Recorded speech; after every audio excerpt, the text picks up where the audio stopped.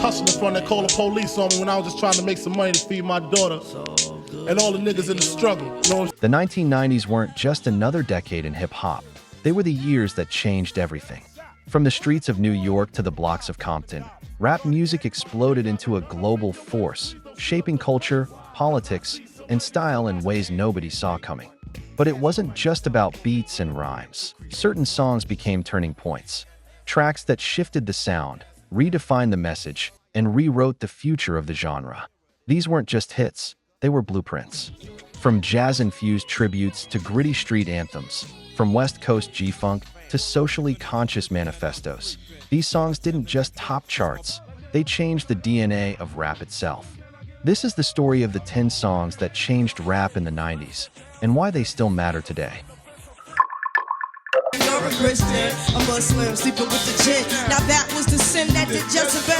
By the late 1990s, hip-hop was at a crossroads. Commercial success was exploding, but so were questions of authenticity, misogyny, and the role of women in the culture.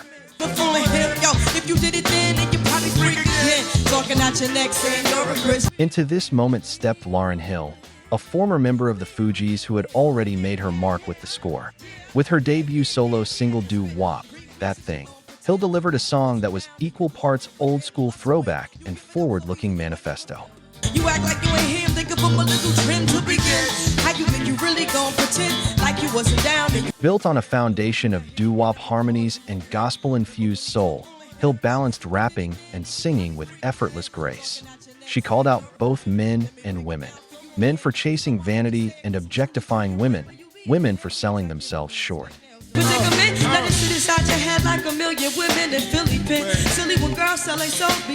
It wasn't preachy, it was empowering, and it came wrapped in a song that went straight to #1 on the Billboard charts.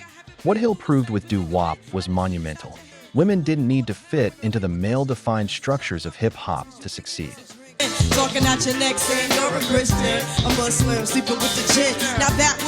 They could carve their own lane, dominate commercially, and keep the message rooted in truth. The song remains a landmark, not just for female MCs, but for hip-hop as a whole. By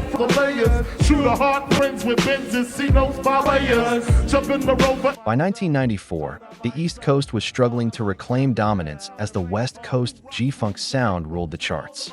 Then came Christopher Wallace, the notorious B.I.G., who redefined what it meant to be a hip-hop star. Keep the F up my spot, cause we both got a secret. Why not? Why blow? Now check it. With Big Papa, Biggie didn't just rap, he embodied a lifestyle. Over a smooth Isley Brothers sample, he delivered rhymes that were equal parts street-hardened and velvet smooth. Because wanna freak with, sleep with, keep the ease, honey. Biggie got the crap a secret. Why not? This wasn't the grim storytelling of Ready to Die's darker cuts. This was luxury, charm, charisma.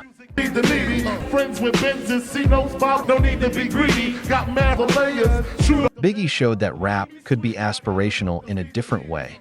Not just about surviving the streets, but about owning the room, commanding attention, and dripping in style.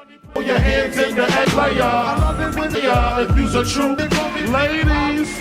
The video, with champagne, silk shirts, and a cool swagger, solidified the archetype of the rapper as an icon of wealth and desire.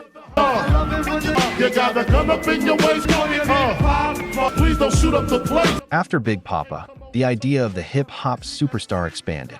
It wasn't just about lyrical skill or rawness. It was about aura, image, and how you carried yourself.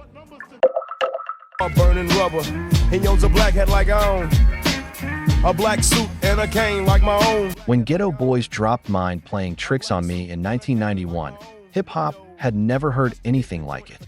At a time when gangsta rap was flexing its muscles with bravado, violence, and power, Scarface, Willie D, and Bushwick Bill gave listeners something radically different: vulnerability.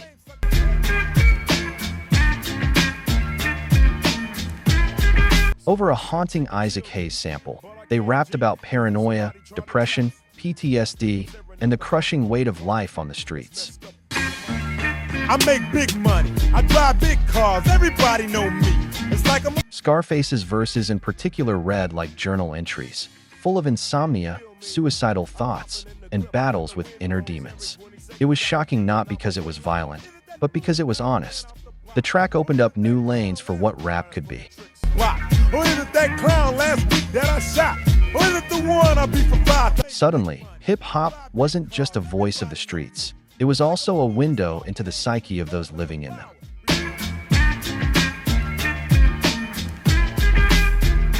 Decades later, artists like Kendrick Lamar, Kid Cudi, and even Kanye would expand on this vulnerability, but it started with Mind playing tricks on me. You know what makes me unhappy? That when brothers make babies and leave a... If Ghetto Boys cracked the door open for honesty, Tupac Shakur kicked it wide with Keep Your Head Up. In 1993, Pac was already gaining attention as a fiery, controversial figure. From a woman, I wonder why we take from our women, why we rape our women too. But here, he turned his focus to women, poverty, and systemic inequality.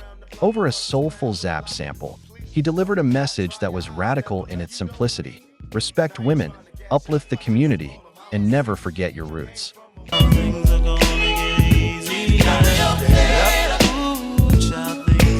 Lines like, I wonder why we take from our women, why we rape our women, do we hate our women, cut straight through the noise of the era.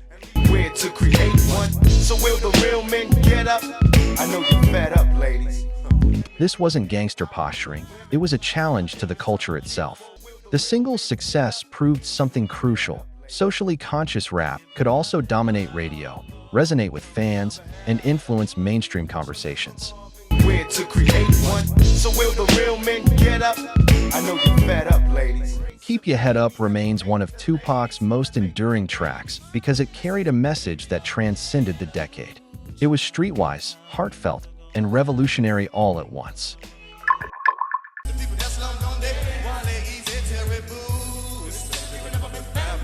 By the mid-1990s, the Midwest had entered the hip-hop map, thanks to a Cleveland crew with a style nobody else had, Bone Thugs and Harmony.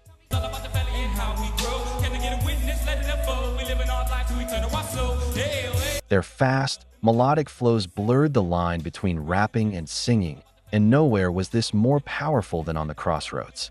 Written in memory of their mentor Eazy-E and lost loved ones, the song turned grief into a spiritual anthem.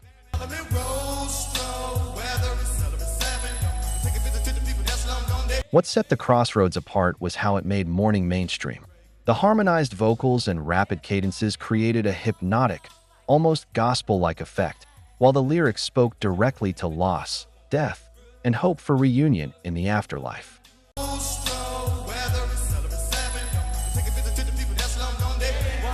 It was raw emotion laid over radio-friendly production, and it resonated with audiences worldwide. The single went to #1, won a Grammy, and proved that rap could be deeply melodic without losing authenticity.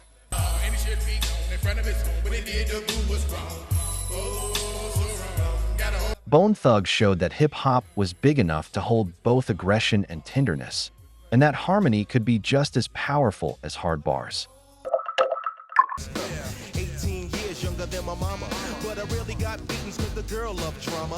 In 1992, hip-hop was defined by battle rhymes, braggadocio, and the hard edge of the streets.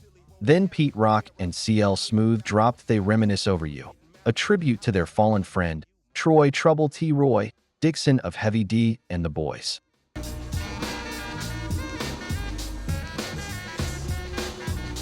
Built around a lush Tom Scott saxophone sample, the song redefined what rap could sound like. Pete Rock's production was warm, layered, and soulful, while CL Smooth's verses were intimate, reflective, and painfully human.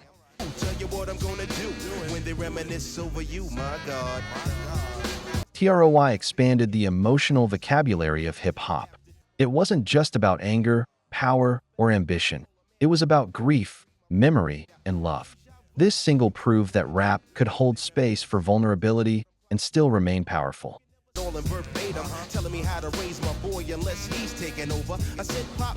Decades later, the track remains a gold standard for emotional hip-hop, influencing everyone from Kanye West to J. Cole. While the baby make us slide.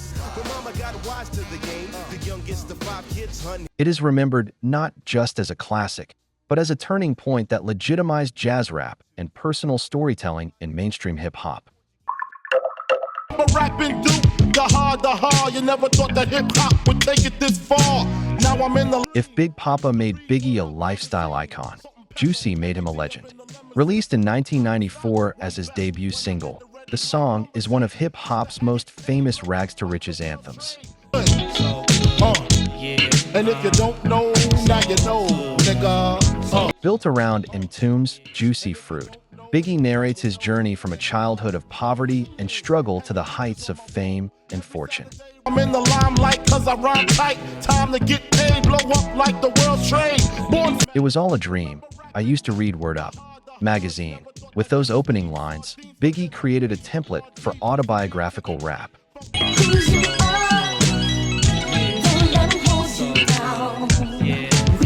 The brilliance of Juicy lies in its duality. It is both deeply personal and universally aspirational. It's Biggie's story, but it could be anyone's story of chasing dreams. The Mississippi down to the East Coast, condos in Queens, endo for weeks, sold out seats to hit. The track gave hip-hop its clearest proof that storytelling, honesty, and vulnerability could coexist with swagger and chart success. Thief to up close and personal with Robin Leach, and I'm far from cheap. I smoke soap with my peeps on. Even today, rappers use the from nothing to something arc that Biggie perfected on this track. Juicy didn't just tell Biggie's story, it became hip-hop's success story. Her, man, and at the same time burning her, man. Now you know I ain't with that shit, Lieutenant. Ain't no pussy. When Dr. Dre released Nothing But a G-Tang in 1992, it wasn't just a hit, it was a seismic shift. Built on Leon Haywood's I Wanna Do Something Freaky to You, the track introduced the world to the full force of G-Funk. Peeping and I'm creeping and I'm creeping, but I damn near got caught cause my beeper kept beeping. I was Smooth synths, rolling bass, laid-back tempos, and Snoop's effortless drawl created a West Coast sound that would dominate the decade. This single announced the arrival of Snoop as a star and Dre as a visionary producer. this and like that and like this, and Drake creep to the mic like a fan. Well, I'm peeping and I'm creeping. It also shifted rap's cultural center from New York to Los Angeles. Suddenly, hip-hop wasn't just about East Coast boom bap. It was about cruising in lowriders, backyard BBQs, and West Coast cool. Well, if it's good a chunk, I take a small piece of something enough to get broke off a proper, but that funky stuff. It's like G-Tang was as much a lifestyle statement as a song, and its influence spread globally. Without it, there is no blueprint for modern West Coast rap. It remains one of the most important singles in hip-hop history. Cause I came to shake the frame in half. The door said boom, it's like that. So if you wanna try to The early 90s had seen rap groups before, but nothing like Wu-Tang Clan.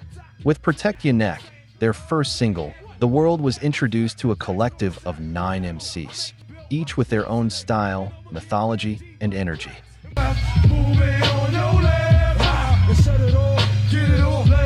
RZA's stripped-down, lo-fi production, all dusty drums and eerie samples, gave the track a raw underground feel that contrasted sharply with polished mainstream rap. the door said boom, it's like that. So if you wanna try to flip, you'll flip on the next man. Cause I grab a But the real innovation was the group dynamic. Wu-Tang showed that a crew could function like a brand, with each member breaking out solo while still representing the whole.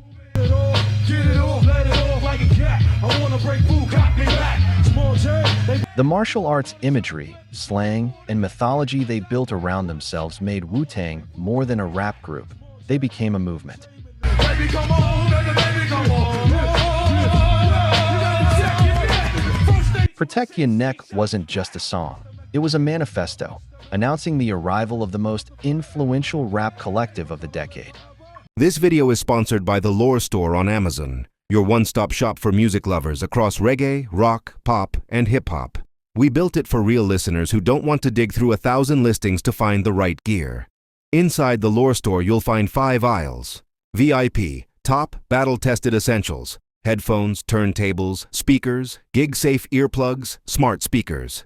Reggae vibe, roots and lovers. Rock made easy, automatic decks, warm bookshelf speakers, vinyl care. R&BLORE, classic rock must-haves, open back cans, simple amps, living room concert vibes. Pop-LORE, feel-good everyday setups, clean, clear speakers, easy streaming, nostalgia-friendly picks. Hip-hop must-haves, punchy bass without the muddle, closed-back headphones and living room systems that handle low-end, plus a rotating crate of old album vinyl if you're rebuilding a 60s-90s collection. Every product page tells you who it's for, 3 pros, 1 con, and why we picked it. So you can choose with confidence. Flying soon? Check. VIP for noise canceling that tames plane roar. Mostly listening at home? Try open-back headphones that let live albums breathe. Want instant gratification vinyl? Our fully automatic turntable is 1 button from silence to music, and the record cleaning kit knocks down crackle so the bass tightens up. Headed to shows? Grab high-fidelity earplugs, hands-free at home. Our smart speaker picks let you say, play 70s reggae or classic pop, and you're there. Deal alert! If you use the link in the description, you'll land on our curated picks with current best available Amazon pricing and active discounts where applicable. Prices change, so buy now to lock in today's deal. Tap the link in the description, pick your aisle, grab a favorite, and tell me which category you want me to build next. The Lore Store. Listen better, with gear that gets out of the way and lets the music live.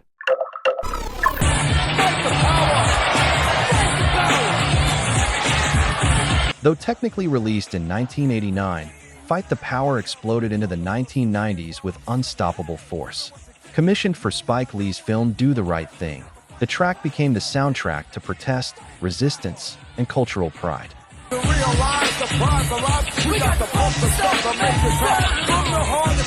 Chuck D's commanding voice, Flavor Flav's ad-libs, and the Bomb Squad's dense, sample-heavy production created a song that wasn't just music, it was a call to arms.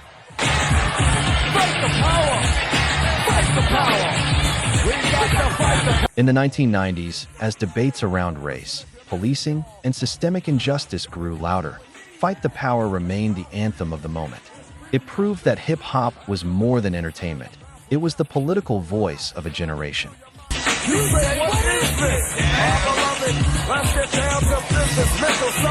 While gangsta rap often reflected the conditions of the streets, Public Enemy demanded change, directly challenging America to confront its history and present.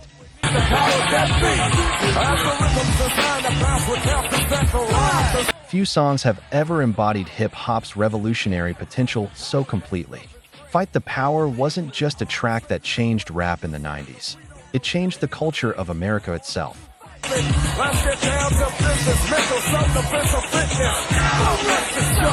The journey doesn't end here. Hip-hop warrior. Watch this next.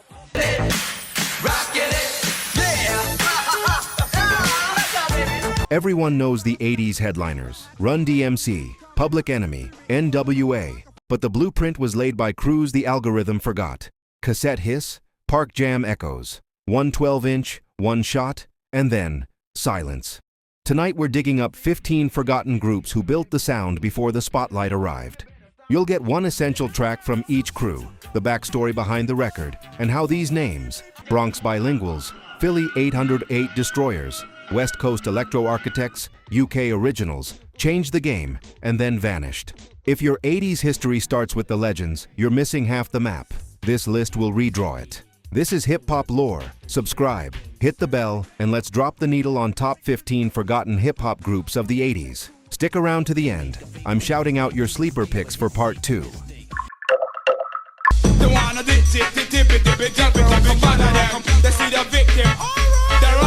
Before Grimes' Pirate Radio Charge or UK Road Rap's Street Reportage, London Posse answered a deceptively simple question. What happens when British MCs stop code switching and sound like home? Money Mad lands like a manifesto disguised as a street diary.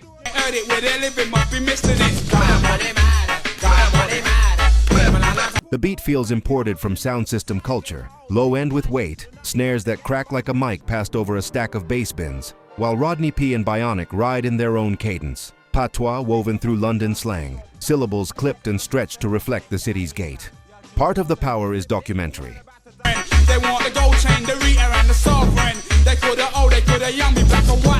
The verses don't mythologize, they itemize. Bus fares and side hustles, council flats and corner shops, the arithmetic of the week between pay and rent. That concreteness is set against a hook that turns the subject outward. Not just money, but what money does to the map of a day. They're robbing them. They move up quick, they look, they start offering. They want the gold chain. Production nods to reggae and dancehall in the way space is carved. Bass as foundation, drums as call and response partner, bits of texture entering like rude buoys at the edge of the circle to co-sign a bar. Legacy is permission. Black or white, right, don't write it down, listen it. Listen my line, after that before you After Money Mad, a generation realizes you can be fully local and fully hip-hop. You don't need to borrow vowels to be understood. You can hear the line that runs from this record to UK artists who treat authenticity as an accent, not a costume.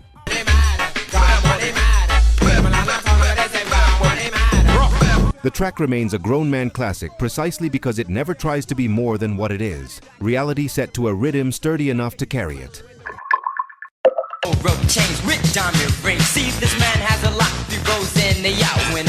Close your eyes and you can feel the echo off brick. Fresh captures that liminal moment when the park jam sensibility, crew routines, callbacks, crowd prompts learn to live on vinyl.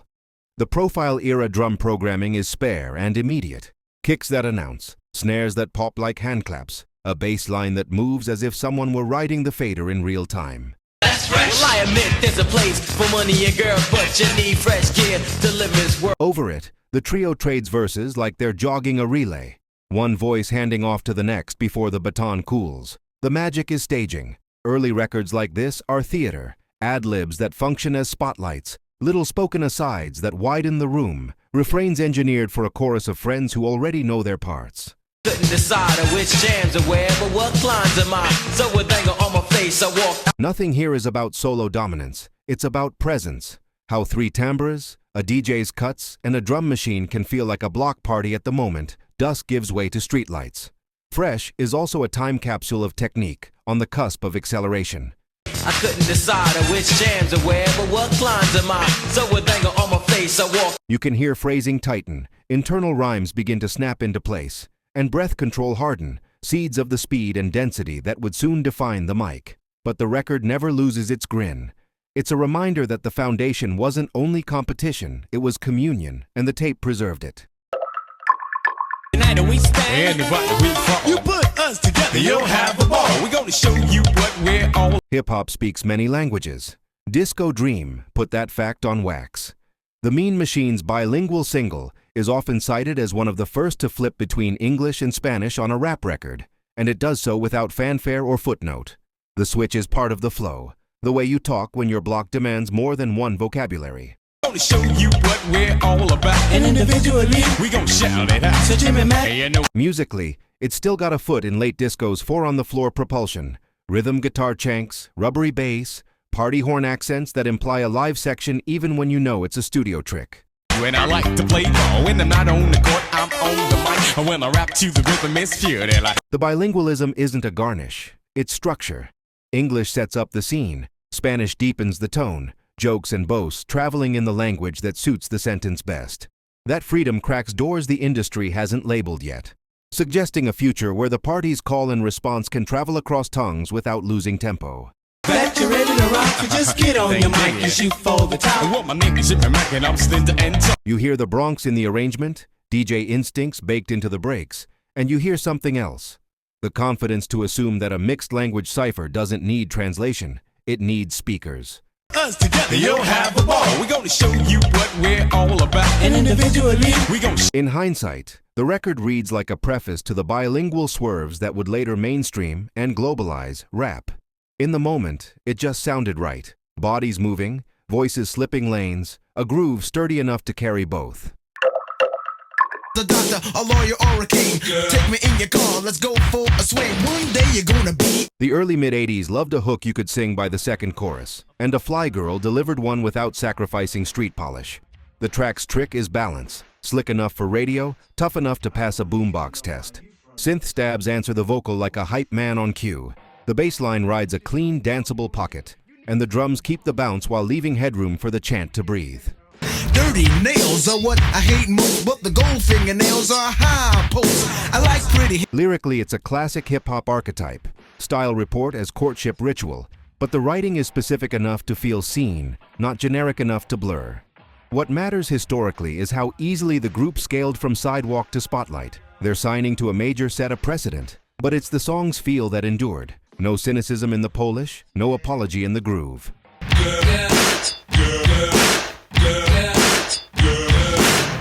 Where some mid-80s crossover bids lacquered the beat until it lost texture, A Fly Girl preserves the grain in the wood.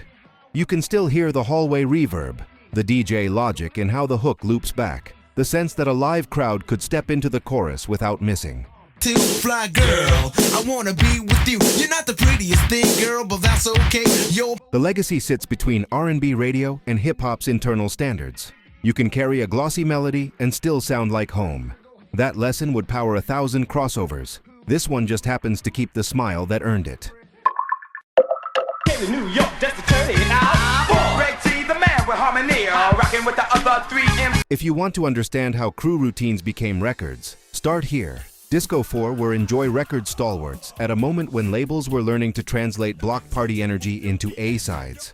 Rocking with the other 3 MCs. 1, 2, 3, 4, 5. Well, I'll be. Do it, do it. Do It, Do It rides a simple, insistent groove. Hand clap swing, tumbling bass line, a snare that lands like a cue light, while the MCs work the mic the way you would a park. Names called, crowd coached, the room kept in motion. Greg T, the man with harmony, rocking with the other 3 MCs. 1, 2. The architecture is almost architectural in its simplicity. Verse, refrain, chant, repeat. But within that frame, you hear the early craft hardening, rhyme schemes tidying up, punchlines sliding closer to the bar line. A sense of tempo discipline that lets the DJ carve in cuts without derailing the cipher. The record's genius is how little it tries to be clever. It trusts the engine, beat plus chant, plus confident voices. Movement. To New York, just to turn it out. Greg T, the man with harmony, rocking with the other 3 MCs. What lingers is the feel of inclusivity. The hook isn't just catchy, it's an invitation. You can imagine 100 versions of this performance, all of them right, because the point isn't to recreate a take, it's to recreate a mood. Turn it out. Greg T, the man with harmony, rocking with the other 3 MCs. In a decade that would soon prize polish and personality cults, Do It, Do It remains a postcard from the commons. Hip-hop as a shared room with a door propped open. Knows you're just acting. Some of your buddies that you call a posse be plotting and scheming to get them some Scotty. The first thing you feel is the air around the drums. Dry, unadorned, close-mic'd, like a stare that doesn't blink. Queens had a knack for making minimalism sound menacing, and Small-Time Hustler is that instinct on wax. A skeletal drum machine, a bass motif that barely moves, and verses delivered with the cool poise of someone who's already counted the money twice. Other than that, not a dime to spare. Do you have when you stand on the Ave? It makes me wanna laugh. This isn't a cinematic caper. It's routine. Day-to-day angles, coded talk, the math of getting by. What makes the record enduring is its discipline. No ornamental hooks, no sugar on top, just negative space that forces every consonant to land. The cash you got is coffee. Other than that, not a dime to spare. Do you have when you stand on the... The Dismasters treat the beat like a grid you don't step off, which has 2 effects. The verses feel inevitable, and the smallest production choices, an extra hi-hat tick, a doubled word, hit like events. Wish you had driven your duster, but it's too late. You've been had by a hustler. Heard alongside the era's louder crossover bids, it's almost austere. Heard on a late-night mix show or a street system, it's perfect. A Queen snapshot pressed into 4 minutes, already pointing toward the starkness that the borough's 1990s would sharpen into a signature.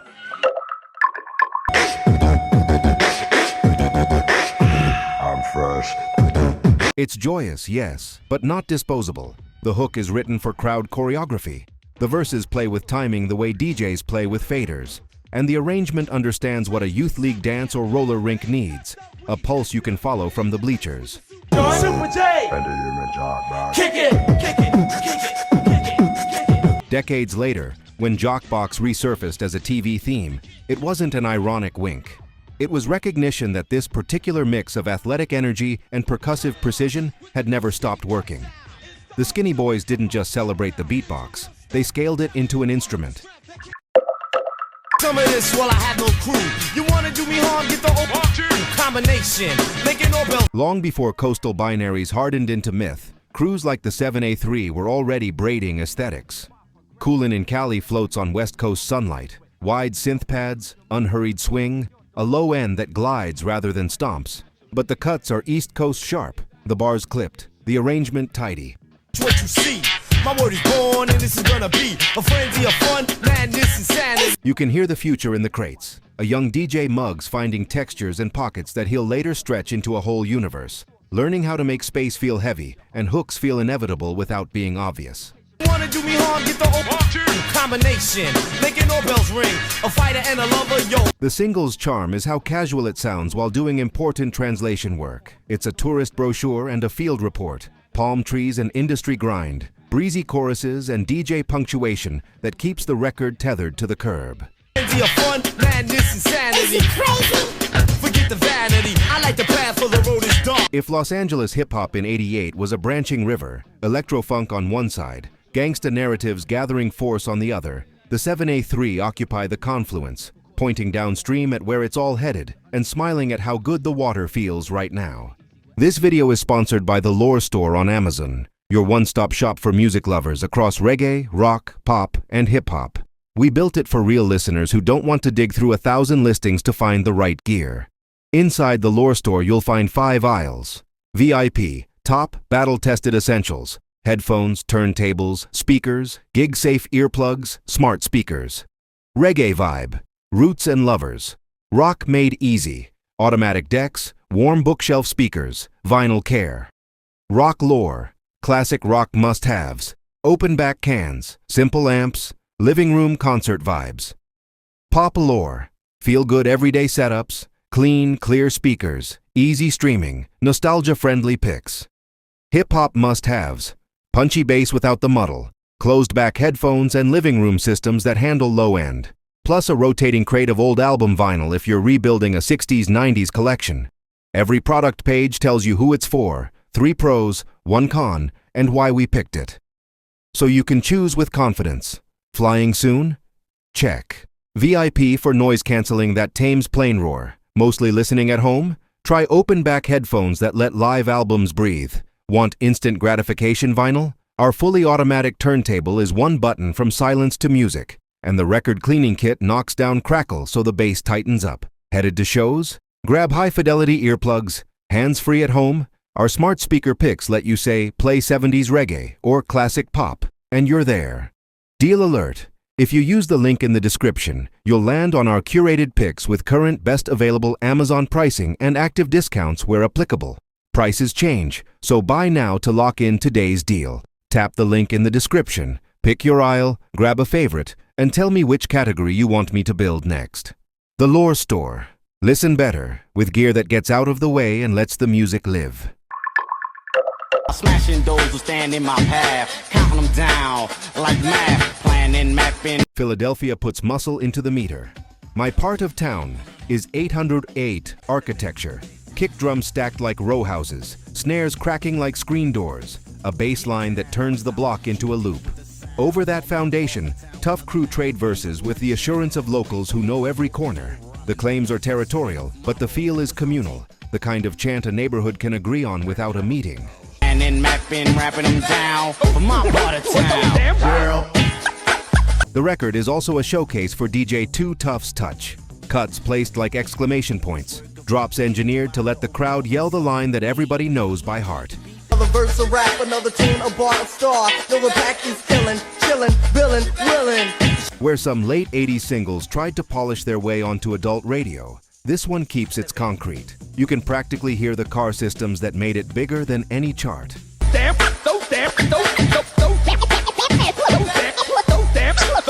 The lesson it gave a generation of regional scenes is simple and hard to execute. If you build the rhythm section strong enough, place becomes hook. Tough Crew didn't just describe their part of town, they made you stand in it.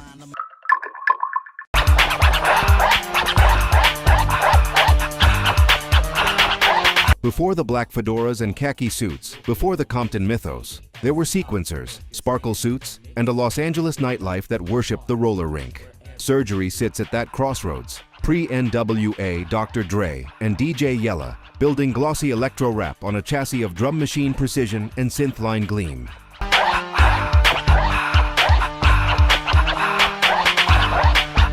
The groove is a conveyor belt, clean, mechanized, a little decadent, and the vocal rides it with a wink, more club impresario than street reporter.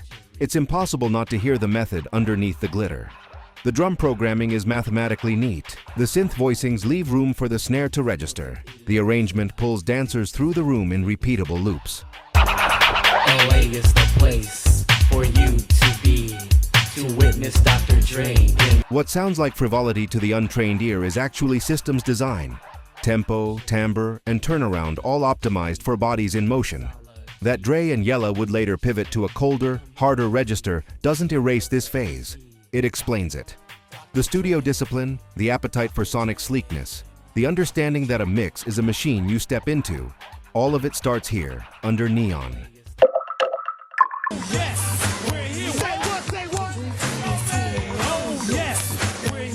Before Compton thundered through the national feed, Los Angeles danced. The dream team is in the house, is the city's electro-funk foundation poured to spec. Sequence drums with surgical precision, vocoder flashes, synth bass that rolls like a skating rink floor, and a tempo calibrated for choreography.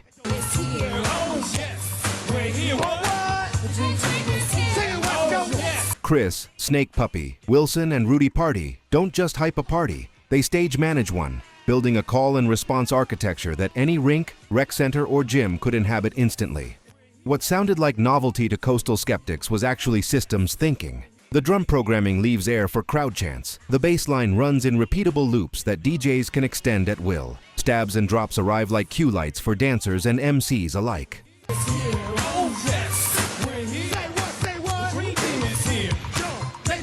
You can hear a whole regional ecosystem coming into focus. Uncle Jam's Army, Egyptian Lover, world-class Wreckin' Crew, rooms where the mix is a machine you step into. Long before national radio took West Coast rap seriously, this is how the city organized itself around a beat.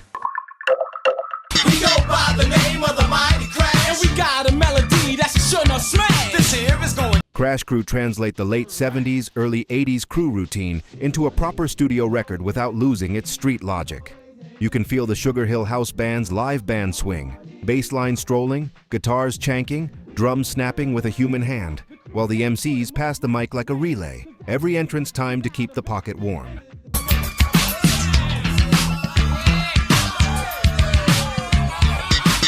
The premise is meta, rap about rap on radio, but the execution is theater. Roll calls, ad-libs as stage directions, refrains built for strangers to know on first contact. Listen to how the verses sit with the band rather than on top. Cadences coil around kick and snare, punchlines land on downbeats that feel inevitable, and the hook lifts like a chorus sung by a room, not a lead. Hey, down, see, we're rocking you down with a musical wave. While the rhythm makes you all become beats. In an era when many singles shouted their way into rotation, this one swings in, showing how live feel and MC discipline could coexist. The record preserves what the park invented, a communal grammar where timing, tone, and trust in the band make a party travel from corner to cartridge to car. Just check out how we rock for you. And if you don't believe us, you can check out how we rock for you. If you want to hear the moment technique outran the available vocabulary, start here. Credited with Spoonie G, the new rap language does exactly what the title claims by accelerating cadence until syllables behave like drum subdivisions. Cool Mo D, LA Sunshine, and Special K don't merely rap fast, they remeter English, stacking internal rhymes, elisions, and percussive alliteration so tightly that a verse becomes a rhythmic etude.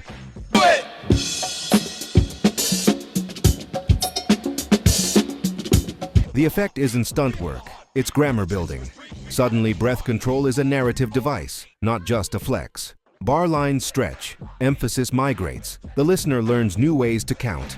This is the hinge where playground boasts become technical art, and where a generation realizes that velocity, density, and clarity can reinforce each other rather than cancel out.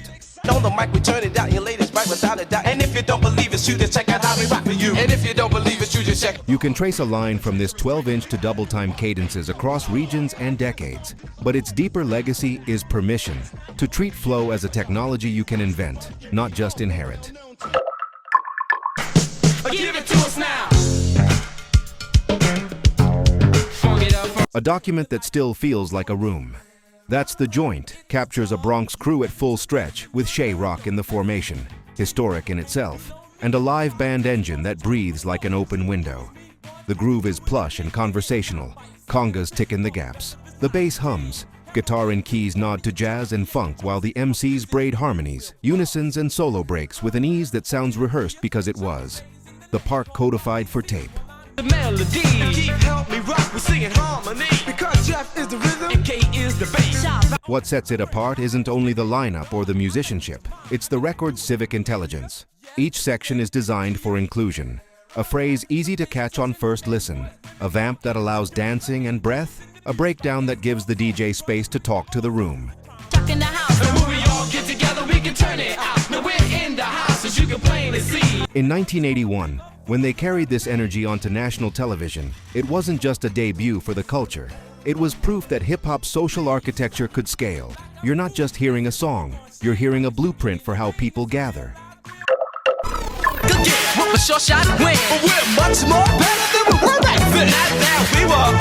A New York winter in 4 minutes. Electro Pulse from the Enjoy Records lab. Kraftwerk DNA rewired for Harlem sidewalks. And a crew whose miccraft made the city feel both futuristic and familiar. Produced in the orbit of Pumpkin's drum machine rigor, Rockin' It fuses cold electronics to warm, precise routines. Stacked callouts, tight handoffs. A hook that feels more like an instruction than a chorus.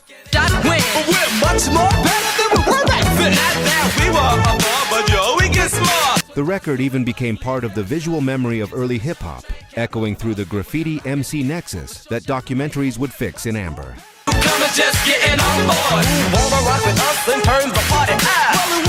Then the pivot that changed the industry's paperwork.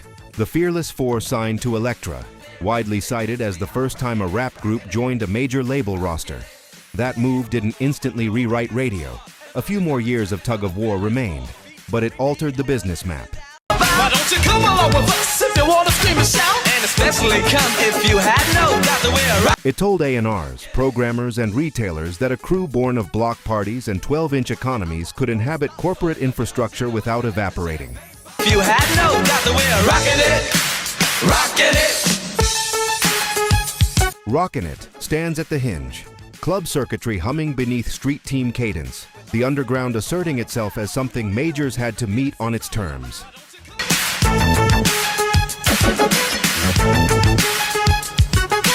The journey doesn't end here, hip-hop warrior. Watch this next. What's up, daytime, whole block of ghost town, ghost ride, ghost face, G's get ghost. Everybody knows the legends.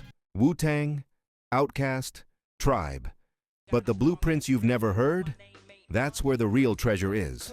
Tonight, we're digging into 15 hip-hop groups the algorithm forgot. The crews your favorite MCs studied in silence. From Queen's Science Labs to LA Jazz Workshops. From noise rap walls of sound to UK pioneers who made British accents standard. We're mapping the secret family tree of hip-hop. If you think you've heard it all, this list will rewire your rotation. These aren't side quests, they're foundation stones. We're talking organized confusion surgical rhyme architecture, freestyle fellowship's breath-defying cadences, company flow's anti-gloss manifesto, all the way to London Posse rewriting the rules across the pond. This is Hip Hop Lore. Subscribe, hit the bell, and let's drop the needle on 15 greatest hip-hop groups you've never heard of. And stick around to the end. I'm shouting out your sleeper picks for part 2. It hurts. We kick the hurts to the curb. Execute first things first and put blunted minds to work. My hurt side. Pharaoh A. Monch and Prince Poe approached verses like architects. Internal rhymes braced against multisyllabics. Cadences shifting mid-bar to wedge in new angles of meaning. On Stress, there's no wasted motion. Drums hit like pressure points. The bass line walks with intent, and the syllables lock to the pocket so tightly the flow itself becomes percussion. Radio 20 times per day. My perception of poetical injection is ejaculation. Across Stress, the extinction agenda, concepts aren't gimmicks but scaffolding. Stray Bullet narrates a slug's flight with such clarity you feel the air tear. Rigor fused to urgency means you hear the same song differently with each pass. First the alliteration, then the metaphor chains, then the breath control, then the ad-libs prodding the beat. Crush, kill, destroy, stress. Even rappers who don't sound like them learn to build like them. Verses as structures, not streams. To the boundary. I stand and listen around all these sounds. I see blessing all that I found. Les Meat Park's Good Life Cafe was a proving ground where breath control, time feel, and diction were weapons as sharp as punchlines. Inner City Griots captures speed and stillness. A C alone unspooling double-time patterns that never smear. Micah 9 bending phrases across barleans like a horn player. P.E.A. Key and Self Jupiter switching cadences mid-stride without breaking the loop. It's better when she sang with the pips, and when it comes to strength, I'm surely of the stronger, and when it comes to Inner City Boundaries is the thesis. Jazz phrasing over a steady sway, a hook that lands like a handshake, verses that dance in and out of the kick and snare as if syncopation were a conversation. The point wasn't to rap fast, it was to expand the palette, to prove hip-hop could move with bebop's elasticity and still hit with street-level clarity. I saw the future, the past. I'm me, I'm y'all. The enemy, friend, and the Their shadow stretches long. Project Blode's lineage, LA's refusal to reduce jazz plurap to cliché, and a generation who learned the metronome is a guide, not a cage.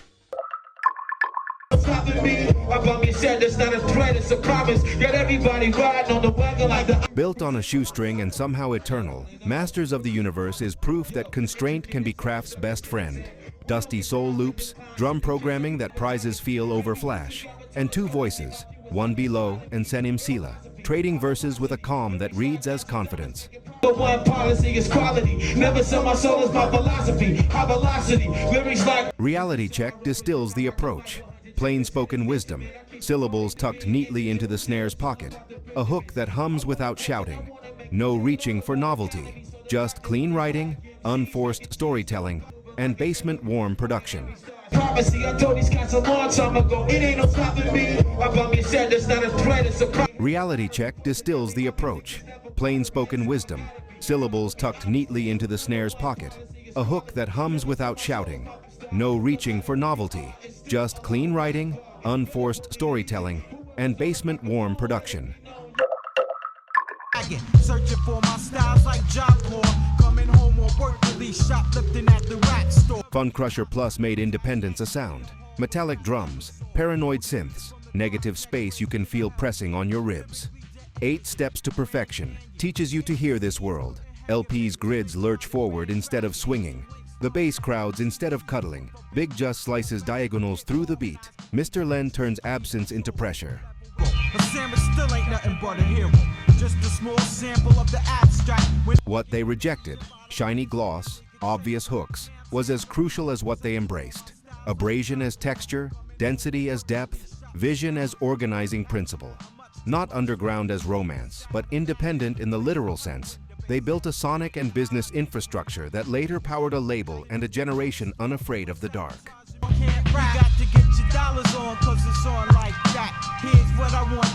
A blueprint for making the margins the main event without sanding off a single edge.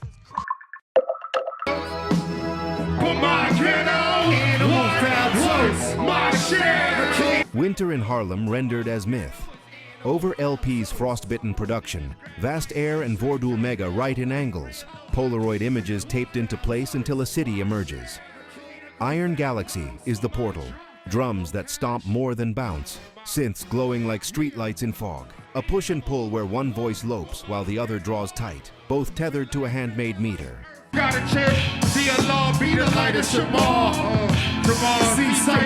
The language is painterly. Rusted out G-trains, pigeons and pylons, hunger and honor. And the flows refuse to flatter the beat. They wrestle it until a new groove falls out.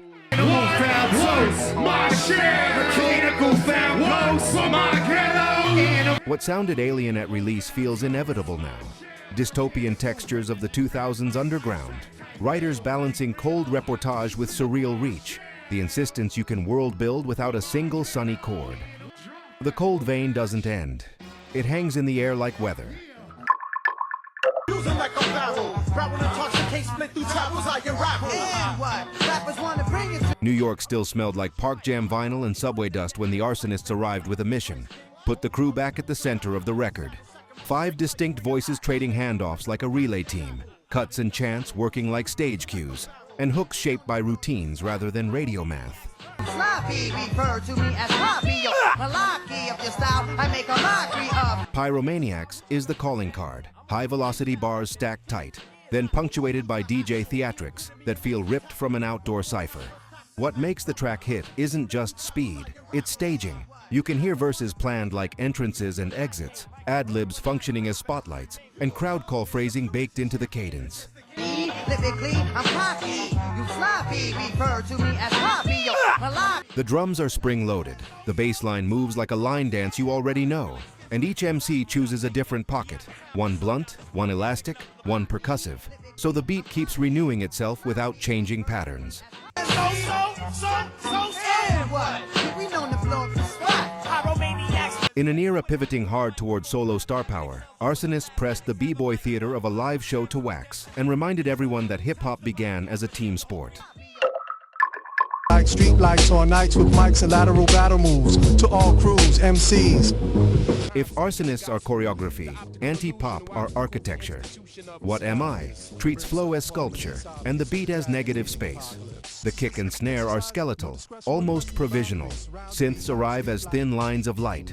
Words come clipped and angled, daring you to find the grid they refuse to announce. Grew to a man spitting on tracks with a bottle and a limp, a wrinkle map, a screaming throttle, and 2 cents to dent. This is where abstract poetics met electronic minimalism without apology. Verses stack unusual stresses, internal rhymes slide over bar lines, and images flash like frames from a glitching projector. The hook doesn't sing so much as define the room you're standing in. That's up like a nymph. No sentiment is imminent. My embitterment in the many metaphors I cash in, collapse MCs to the It sounded alien in 2000 because it wasn't chasing warmth or nostalgia. It was designing a new listening habit, attention to edges, to the silence between events, to the moment a consonant lands slightly ahead of the snare and changes the bar's center of gravity. An aspen and a bubble bath laughing. Your style, no dough like no idea, check cashing. Leave it alone. Long after the novelty of avant rap wore off, anti-pop's lesson endures. The studio can be a gallery, and a verse can hang on the wall as a line, a shadow, a shape. This video is sponsored by the Lore Store on Amazon, your one-stop shop for music lovers across reggae, rock, pop, and hip-hop. We built it for real listeners who don't want to dig through 1,000 listings to find the right gear. Inside the Lore Store, you'll find 5 aisles. VIP, top, battle-tested essentials. Headphones, turntables, speakers, gig-safe earplugs, smart speakers. Reggae vibe, roots and lovers. Rock made easy, automatic decks, warm bookshelf speakers, vinyl care. Rock lore, classic rock must-haves. Open back cans, simple amps, living room concert vibes. Pop lore, feel-good everyday setups, clean, clear speakers, easy streaming, nostalgia-friendly picks. Hip-hop must-haves, punchy bass without the muddle, closed-back headphones and living room systems that handle low-end, plus a rotating crate of old album vinyl if you're rebuilding a 60s-90s collection. Every product page tells you who it's for, 3 pros, 1 con, and why we picked it. So you can choose with confidence. Flying soon? Check. VIP for noise canceling that tames plane roar. Mostly listening at home? Try open-back headphones that let live albums breathe. Want instant gratification vinyl? Our fully automatic turntable is 1 button from silence to music, and the record cleaning kit knocks down crackle so the bass tightens up. Headed to shows? Grab high-fidelity earplugs. Hands-free at home? Our smart speaker picks let you say, play 70s reggae or classic pop, and you're there. Deal alert! If you use the link in the description, you'll land on our curated picks with current best available Amazon pricing and active discounts where applicable. Prices change, so buy now to lock in today's deal. Tap the link in the description, pick your aisle, grab a favorite, and tell me which category you want me to build next. The Lore Store. Listen better, with gear that gets out of the way and lets the music live. Who left this mark on this hazy scribe? If stars align, I suppose even the blind will see. Turn the system up until the room shakes, and you'll understand why Delic's world had to be built this way. Distorted prose is noise rap, not as gimmick, but as grammar. Shoegaze walls of sound, industrial grit, and a polemical through line that treats texture as argument. The kick doesn't sit under the mix, it tunnels through it. High band noise isn't there to annoy, it's there to denature the ear's comfort so the words can land sharper. Full wine is wild with the dreams. Mine are filled with ill visions and certain dope things. The vocal sits forward, grain intact, while the beat blooms into a pressure system that keeps expanding, even when the drums are minimal. You hear dub logic in the depth field, post-rock patience in the build, and hip-hop discipline in the bar-by-bar focus.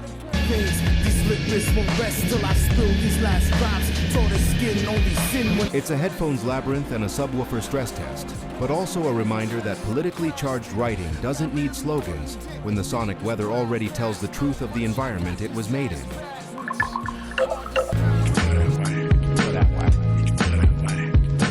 Christmas Day when your mama got... Amid the early 2000s arms race for shock and spectacle, Blackalicious doubled down on radiance. Gift of Gab's breath control is legendary. The syllables tumble but never tangle, enunciation crisp at any tempo, yet Make You Feel That Way succeeds because the virtuosity serves welcome. Felt winning championship game, celebrate in a huddle, dancing in this rain. Have a thought, see a shooting star across your screen. Put in... Chief XL builds a bed of warm roads, buoyant bass, and crisp drums that breathe. Small instrumental flourishes open windows rather than crowd the room. The writing is observational, granular, pointedly kind, a roll call of everyday grace that stays specific enough to feel lived.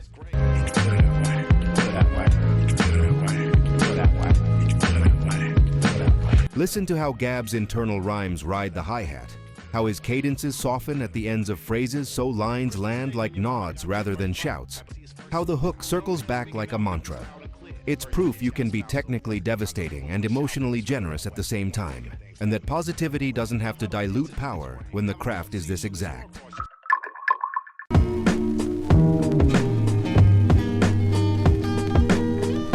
Where some indie rap chases singles, cunning linguists build worlds.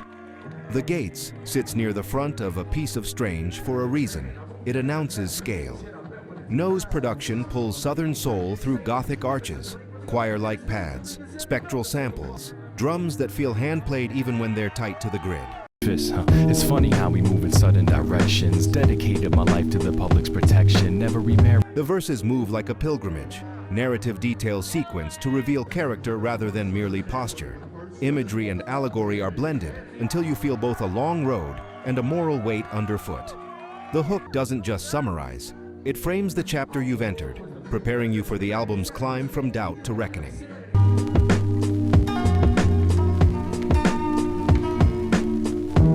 What elevates it from strong track to keystone is arrangement discipline. Drops that serve the story, backing vocals that work like camera cuts, and a low end that stays patient so the words can carry. It's cinematic without bloat, spiritual without sermonizing, the sound of an indie group trusting long-form storytelling more than algorithms. And the welfare frog cakes. When she breathes, she swear it feel like plastic wrap around her face. Oakland has always welded rhythm to resistance, and the coup turned that weld into a shine. Underdogs from Steel. This album is the thesis. Boots Riley's razor pen writing funk-rich drums, bass that moves like a marching line, and a hook engineered for mass chant without ever dumbing down the message. Feel like swinging haymakers at a moving truck. You feel like laughing, so it seems like you don't. Boots writes like a novelist with a bullhorn. Scenes, not slogans. Lives, not abstractions. He sketches the gig economy before we had the phrase for it. Maps the daily calculus of people boxed in by rent, probation, and predatory work. And then tucks those specifics into a groove that refuses despair. The beat matters because it welcomes. The writing matters because it names. Make the hunger subside. Save the real food for your daughter. You feel like swinging haymakers at a moving truck. Listen to how the bass line softens under key images.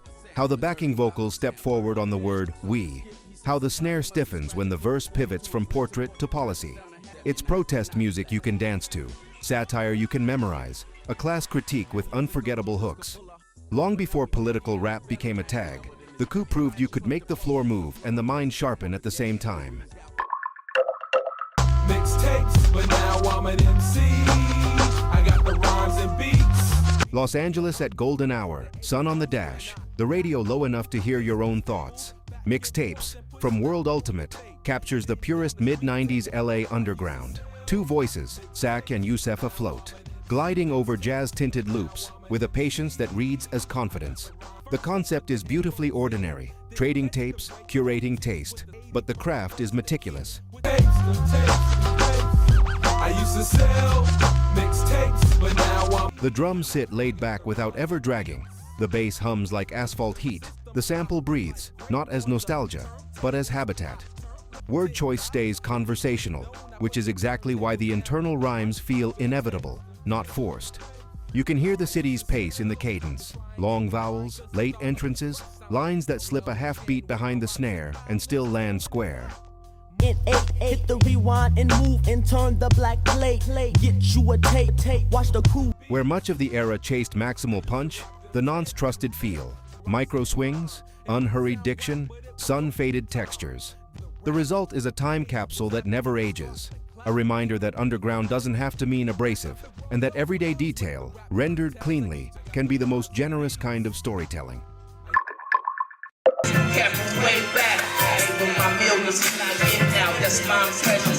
By the 2010s, plenty of artists blended rap with abstraction.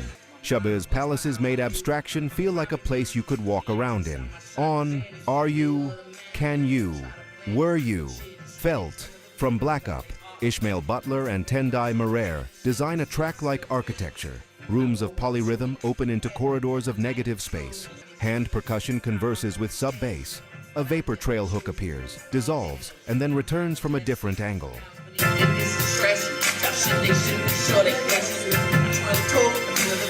Vocals aren't glued to the grid. They orbit it, approaching and retreating like a camera choosing depth of field. The Afrofuturist impulse isn't window dressing. It's the organizing logic. Cycles instead of straight lines. Ancestry in the drum pattern. Tomorrow in the synth smear. Every sound has a spiritual job, to blur the border between chant and chorus, ritual and loop.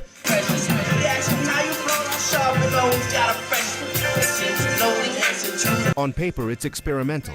In the ear, it's seductively physical. A low end that sways your shoulders while the meter keeps shifting underfoot. You don't memorize a track like this. You revisit it, because it keeps rearranging the furniture while you're gone. Cash low and it's no cash. Get it in. And you're riding no L's, no tag. Get it in. And she looking like you ain't gon'. Where most producers carve noise out of a mix. Clipping. Carve a mix out of noise. Work. From CLPPNG is musique concrete smashed into rap form. Field hiss, impact pops, and machine whine become drums. A sub-pulse acts like an elevator cable running through the building. Cock pistol crease hook flickers like a neon sign in rain. Unless I'm running a target, never catch me in a large crowd. Unless I'm the life of the party, I've been hitting from September. Davey Diggs doesn't simply rap fast. He raps precisely inside an environment that keeps refusing comfort. Consonants become hi-hats, rests become threats. The verse as a whole, a proof that technique can be narrative when the soundstage is this brutally intentional. What reads as harshness on first listen reveals design on the second. Delays time to syllables, spatial cues that tell you where the voice is standing. Dropouts that function like jump cuts. Get that work, make that work. Get that work, make that work. The brutalism isn't a dare. It's a lens to see labor, grind, and menace as they actually feel. Fragmented, metallic, continuous. The track's achievement is twofold. It makes conceptual sound art visceral and makes high-wire rap inevitable inside that storm. Stack up what this, yeah, my on. You're big, but some of them are bigger. They like the girl with the booty. Before grime, before road rap, there was a question. What does British hip-hop sound like when it stops borrowing voices? Money Mad, from Gangster Chronicle, is one of the answers that stuck. Rodney P and bionic rap in UK accents without apology. Patois, London slang, local cadence, over classic breaks cut with sound system sensibility.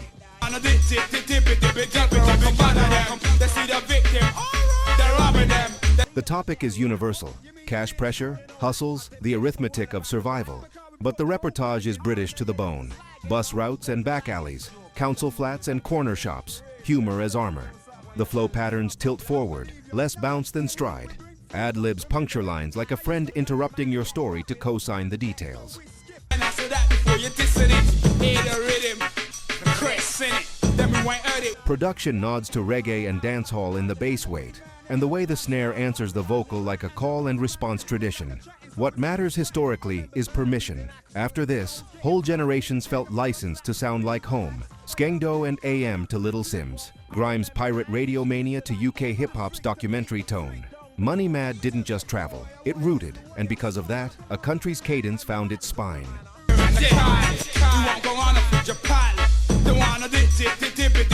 The journey doesn't end here, hip-hop warrior. Watch this next. Niggas like I was duck hunting, coming out just me and my crew, cause all we wanna do is Hip-hop has always been built on battles, lyrical wars that pushed MCs to sharpen their skills, defend their turf, and sometimes even change the entire culture. Some rivalries burned quick, some lasted for years, and a few ended in tragedy.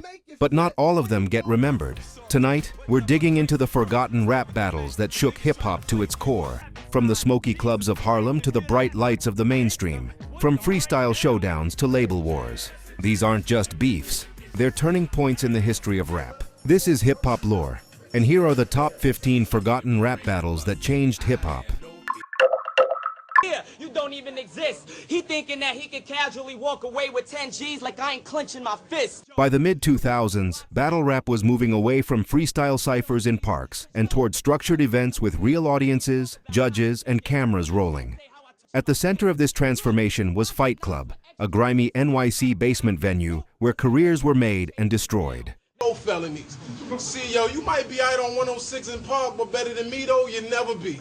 Jin, fresh off his 106 in Park run and signing to Rough Riders, entered Fight Club with an aura of invincibility. He was the poster child for freestyle supremacy, known for witty improvisations and sharp cultural references.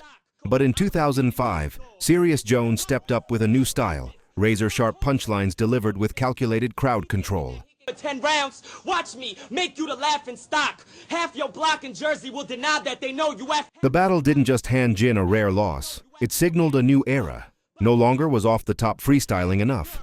Audiences wanted heavy-hitting, premeditated bars crafted for maximum impact. See, you thought your flow had cancer. Well, welcome to chemotherapy. See, this ain't nasty. Serious's victory represented a turning point. Battle rap was evolving from spontaneous rhymes to theatrical, competitive performance. That shift laid the groundwork for today's URL, KOTD, and international battle leagues.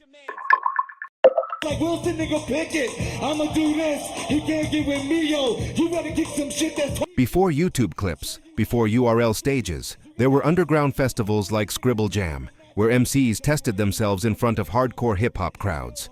Two names rose above the rest, Supernatural and Juice. It's like this, one time, yeah. Supernatural was a freestyle savant, capable of weaving entire verses around objects handed to him on stage. Juice, equally sharp, balanced technical rhyme schemes with biting improvisation. Their clashes at Scribble Jam in the late 90s weren't just battles, they were showcases of hip-hop as a living, breathing art form. I'm actual, he's a super dope nigga, this is supernatural. Tell you ISIS on the mic. What set their rivalry apart was mutual respect. Neither was destroyed, neither faded into irrelevance. Instead, they pushed each other to legendary status. Their battles became folklore, whispered about in tape trading circles, and later immortalized online. It's like Wilson, nigga, pick it.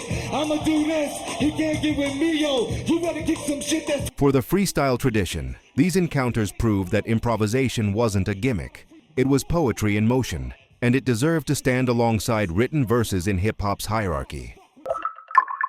I'm happy to know, tape don't sell, still get a stack for an O, 5 for a half advance money, brick it. Few battles are remembered as vividly as the day Cassidy faced off with Rockefeller's Freeway in a Philadelphia studio. This wasn't a staged event, nor was it set up for fans. It was raw, unscripted competition, label politics meeting street pride. Your strip, matter of fact, take your strip, make it flip. When you gonna realize that the flow don't stop. Cassidy came prepared with an arsenal of polished punchlines, weaving wordplay and metaphors with clinical precision. Freeway, caught off guard, asked for a beat to help him ride the rhythm, an infamous moment that only amplified Cassidy's dominance.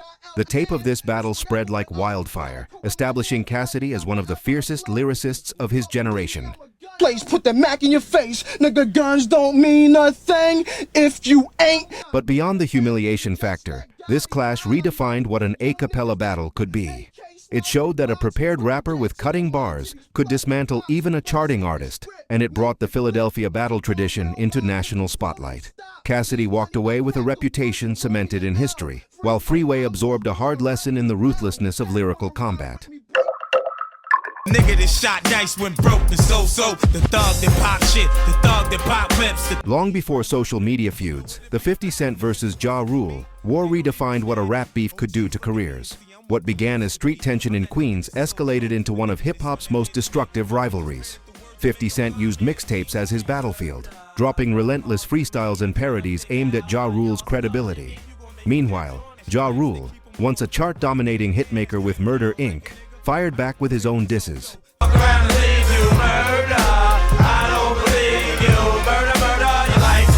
But the damage was already done. 50's arrival not only cut into Ja's dominance, but also shifted the sound of mainstream rap. Hardcore authenticity, delivered with mocking humor and relentless aggression, now ruled the airwaves. Tracks like Back Down and the infamous Hail Mary 2003 remake dismantled Ja's tough guy persona. These cats always escape reality when they rhyme. That's why they write about bricks and all. Ja responded with songs like Loose Change, but his image never fully recovered. By the mid-2000s, 50 had ascended into superstardom, while Ja Rule's reign was over. The beef was more than personal. It marked the end of one era of commercial rap and the beginning of another. I was a Kinko's making copies of you covers of cassette singles. You was Sunshine Heights. Not all rap battles are between artists of equal footing. Eminem versus Benzino was as much about power and media as it was about bars. Benzino, co-owner of The Source magazine, publicly attacked Eminem, accusing him of being an industry plant who exploited black culture. Eminem responded with surgical precision. Go ahead, stop calling my phone, Jimmy. Leaving messages saying, please leave him alone. Fuck that. And don't forget. Tracks like Nail in the Coffin and The Sauce tore Benzino apart, mocking his limited influence as an artist and his reliance on magazine clout. The lyrical blows were brutal, but what really shifted the culture was the underlying narrative. Could hip-hop's most powerful publication take down its biggest star? The answer was no. Fucking joke, if you was really selling coke, well then what the fuck you stop for, dummy? If you slew some. Eminem's fan base only grew stronger, while The Source's credibility suffered lasting damage. The beef highlighted a new power dynamic.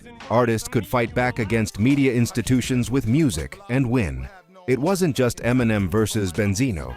It was Eminem versus an establishment that tried to control hip-hop's narrative.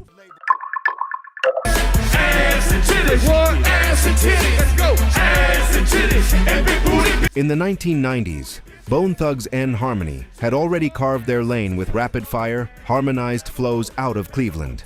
Meanwhile, Memphis's 3-6 Mafia were pioneering horrorcore beats, dark atmospheres, and a triplet-heavy cadence that would later echo through trap.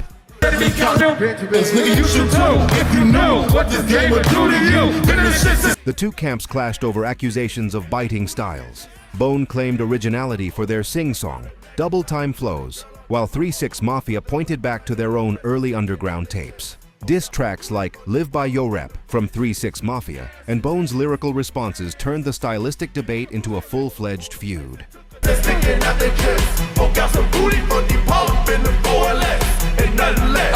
What makes this battle critical isn't just the disses, it's what followed.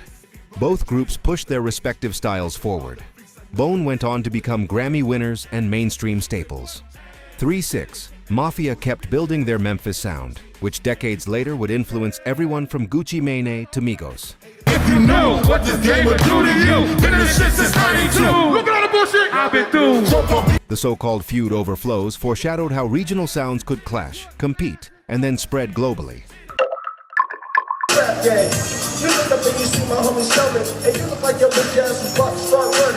Compton had birthed some of hip-hop's fiercest voices, but when blood and Crip affiliation spilled into rap, the battles carried deadly undertones. DJ Quick, a Blood, and MC8, a Crip, clashed in one of West Coast rap's most enduring feuds. What you wondering? Yeah, that's probably why you change your fucking pension up. But bitches like you know, bro. Quick's Dollars Plus Cents became one of the sharpest diss tracks of the 90s, with surgical attacks on 8's credibility and delivery. 8 countered through features and subtle digs, and their crew's street ties kept the beef simmering beyond wax.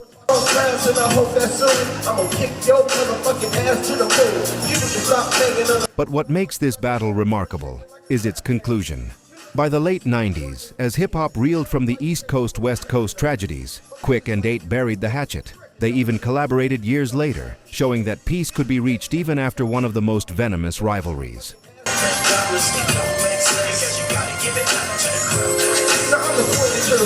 This feud wasn't just about 2 rappers. It was a snapshot of Compton's divided streets and a rare example of reconciliation in a culture where many wars end unresolved.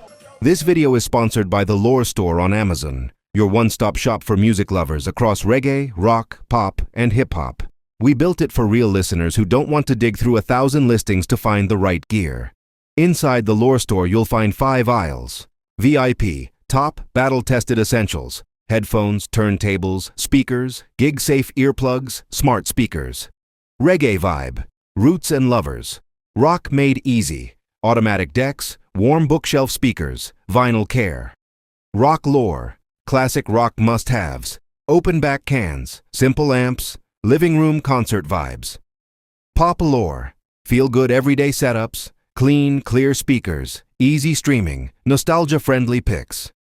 Hip-hop must-haves, punchy bass without the muddle, closed-back headphones and living room systems that handle low-end, plus a rotating crate of old album vinyl if you're rebuilding a 60s-90s collection. Every product page tells you who it's for, 3 pros, 1 con, and why we picked it. So you can choose with confidence. Flying soon? Check. VIP for noise canceling that tames plane roar. Mostly listening at home? Try open-back headphones that let live albums breathe. Want instant gratification vinyl? Our fully automatic turntable is 1 button from silence to music, and the record cleaning kit knocks down crackle so the bass tightens up. Headed to shows? Grab high-fidelity earplugs, hands-free at home. Our smart speaker picks let you say, play 70s reggae or classic pop, and you're there. Deal alert! If you use the link in the description, you'll land on our curated picks with current best available Amazon pricing and active discounts where applicable. Prices change, so buy now to lock in today's deal. Tap the link in the description, pick your aisle, grab a favorite, and tell me which category you want me to build next. The Lore Store. Listen better, with gear that gets out of the way and lets the music live. Evacuate the building, bitch, here come a plane. No, it's the mad-ass West Side Connect gang. When Common released I Used to Love HER in 1994, it was framed as a metaphor for hip-hop's decline into materialism and violence. But many on the West Coast, especially Ice Cube, saw it as a direct shot at gangsta rap. Cube responded first through subliminals, then more aggressively with West Side Connection, aiming to paint Common as soft and dismissive of the culture. I have no fear, afraid of what, and with my peers I'm coming up. Fools talk real. Common fired back with The Bitch in You, produced by Pete Rock, a blistering takedown that matched Cube's aggression bar for bar. The beef was eventually squashed, reportedly with help from Minister Louis Farrakhan, but it left a permanent mark. Fuck moving, I'm clearing the crowd. It's that who banking bandana criminal now, the original. It showed that the so-called backpack rappers could stand toe-to-toe with hardened gangsta voices, and it raised the bar for diss writing in the 90s. The Bitch in You is still studied today as one of the best written diss tracks of its era. Turn it into a certified sinner. The bomb I released, time pin up. The late 90s saw one of the most high-profile lyricist-on-lyricist clashes in hip-hop. It started innocently enough. Cannabis, the up-and-coming punchline king, spit a guest verse on LL Cool J's 4321. A line about borrowing the mic tattooed on LL's arm was taken as disrespect. Yo, how many rhymes you got? I could go on for more millennia. The Mazda's got on a car lot, and there's nowhere to... LL responded by rewriting his own verse on the song to jab at Cannabis, a move that sparked a back and forth that spilled into wax. Cannabis dropped second-round KO with Mike Tyson in the video, framing it as a generational battle. LL hit back with The Ripper Strikes Back, flexing his veteran dominance. That shit'll finish you, dog. Believe that. Where we at? Do you value your life as much as your possessions? Don't be a stupid. While Cannabis earned cult respect, LL ultimately won in terms of mainstream footing, but the clash left its mark. It was one of the first rap beefs to truly be hyped in real time by radio, video channels, and magazines, showing how beef had become part of hip-hop marketing. It also proved that no matter how legendary, no MC was immune to being tested. Lights out, or it's gonna be MCs lights out, so duck out, because it's struck out, and that's strike three. Long before the mainstream embraced Nicki Minaj or Cardi B, women MCs were carving out space in a male-dominated battle culture. One of the fiercest early rivalries came when Antoinette dropped "I Got an Attitude" and was accused of jacking beats and styles from Light's crew. Audio 2.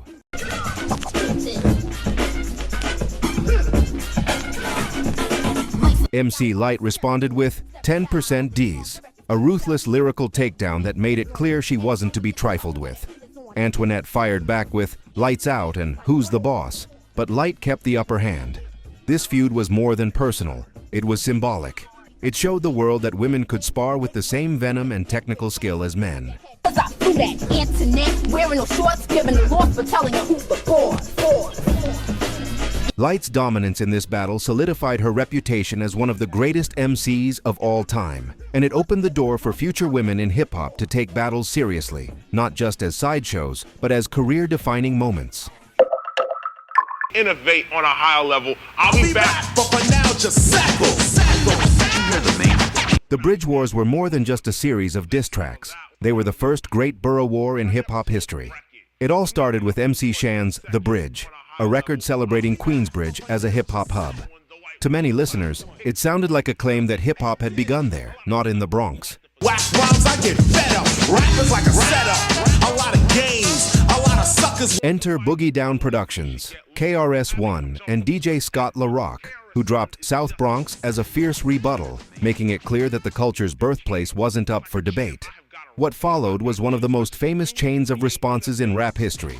Shan's "Kill That Noise" and KRS's iconic "The Bridge Is Over." I'm the artist, often new concepts and they're hardest. Yo, cause I'm a teacher and Scott. Beyond the back and forth, this battle mattered because it set the blueprint for how hip-hop handled territorial disputes. It wasn't just about who had the best rhyme. It was about defending pride, history, and community. It ain't about money cause we all make dollars. That's why I walk with my head up. For KRS-One, it launched a legendary career. For Shan, it created a legacy that still defines him. And for hip-hop, it proved that music itself could be the battlefield for cultural geography.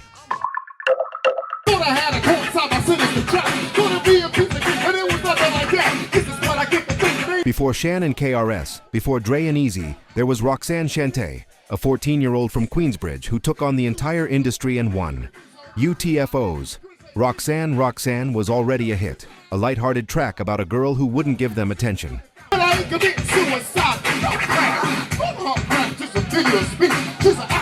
Shante responded with "Roxanne's Revenge," a fiery freestyle recorded in a single take. Her record exploded, sparking what became known as the Roxanne Wars. Dozens of Roxanne answer records flooded the market, from the real Roxanne to countless knockoffs. It was the first true rap phenomenon of its kind, where a single battle spread into a nationwide frenzy of response records. And I'm gonna tell y'all something. One of the main things is we need. What makes Shantae's role so groundbreaking is not just that she was a teenager or a woman in a male-dominated culture. It's that she proved skill could topple hierarchy. Without a major label push, without industry backing, she used nothing but her wit, sharp tongue, and microphone to change the game.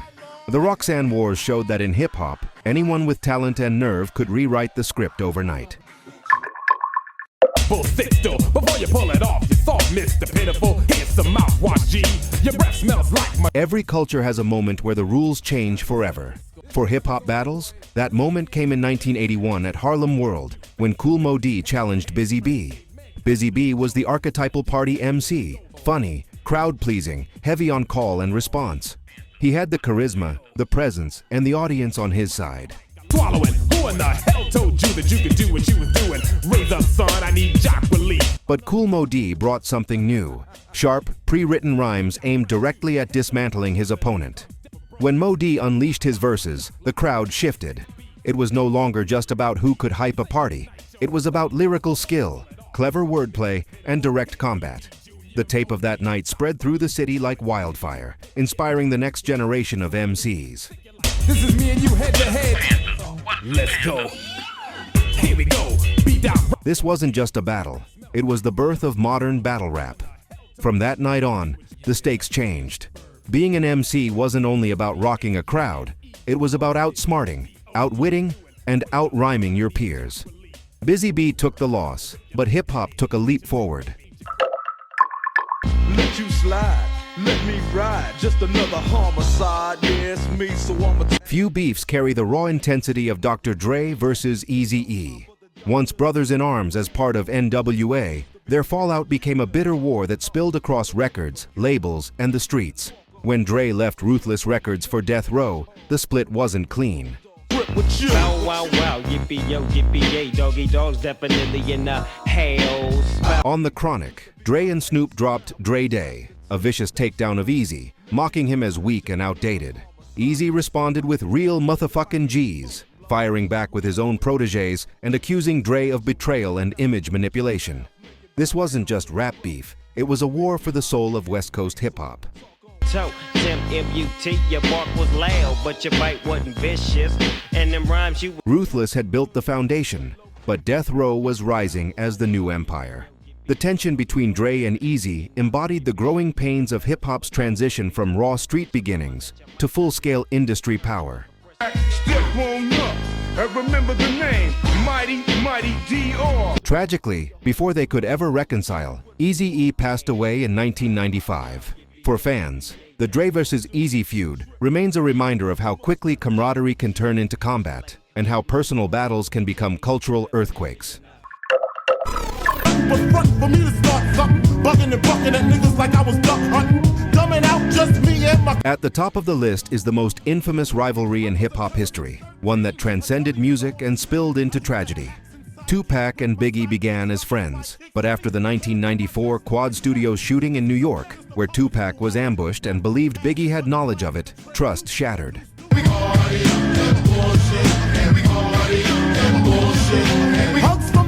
Pac fired the first direct shot with Hit 'Em Up, a song so venomous it remains the most notorious diss track ever recorded. Biggie, for his part, responded more subtly with Who Shot Ya?, a record Pac took as a taunt. What started as lyrical warfare was amplified by media, labels, and street politics, ballooning into the East Coast-West Coast rivalry. Up in accent sidekicks with my sidekicks, rockin' fly kicks. Honeys wanna chat, but all we wanna know is... Magazines stoked the flames, radio spun the disses, and fans picked sides.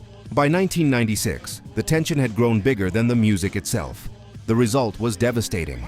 Both Tupac and Biggie were murdered within 6 months of each other, leaving the culture reeling. Brand Nubian shit beating down punk.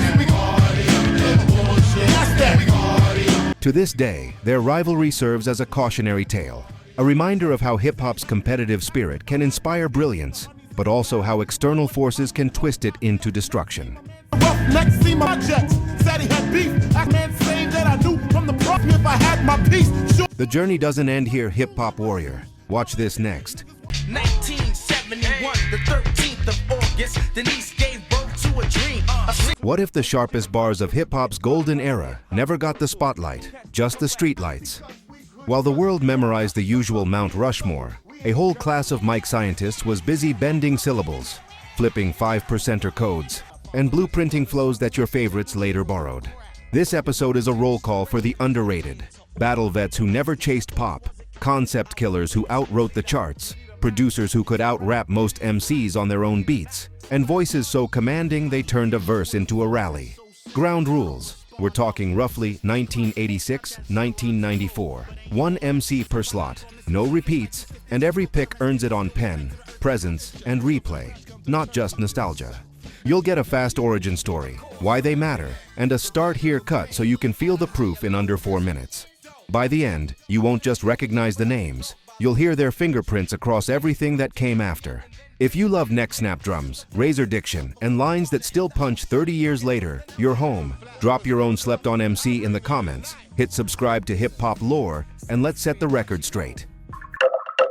Russian roulette with automatic. See, on the street, yo, I'm top of rank. 3 words when I get the dice. Breath as percussion scene and stakes. Late 80s Bronx. Schoolyard ciphers, Project Hall reverb, Saturday park jams where the only A&R is the crowd.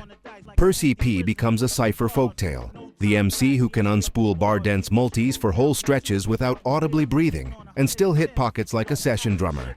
No chains, no chorus crutches. Execution is the show. Finesse, don't harass the guards before bars. Piss on like half the squad, sort of savage. The technique Percy rides boom bap grids with micro syncopation. End rhymes on the 4, internals on the and of 2 and 3. Consonants placed as ghost snares. He clips articles and filler words to preserve oxygen, then resets mid-word to keep the rhyme lattice intact. The effect is hypnagogic. You hear a drumline made of syllables. The guards before bars, piss on like half the squad, sort of savage. I don't gay bash or slaughter faggots. You niggas. Why the legend stayed local. He had seen respect and prized 12s, but not the album machine when it mattered. In a marketplace shifting toward hooks and videos, Percy was pure cipher science.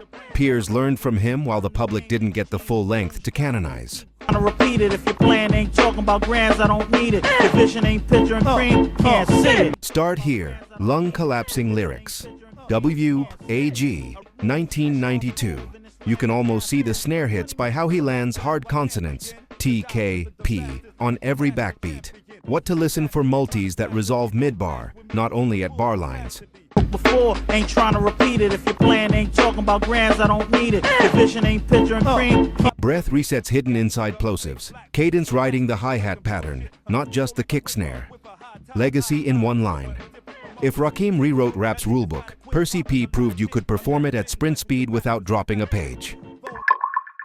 This last you seem to love crime. Today you're out here, tomorrow you do time. Word is born on your Composure is a flow scene in Stakes Flavor Unit orbit. New Jersey to NYC, 1989. 1,000 loud voices competing for ear space.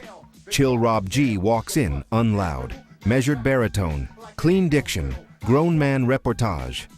The charisma is restraint, a cadence that sounds like it already knows the verdict. Oh, you think you smarter. The system's older. The ace has been dealt. You're now the holder. The technique Rob leaves air between phrases so meaning lands. Rhymes are architectural, clear end rhyme anchors, small internal echoes. And he syncs breath to syntax so sentences finish intact. He sells content over contortion. Real nouns, places, procedures. The narrative voice you trust. Is born arm, your brain is shoot. Yo, the state is cold, ready to prosecute. Oh, you think you smarter. Why underrated label turmoil and surrounding drama siphoned attention from a solid debut. History often archives noise over nuance. Rob specialized in the latter.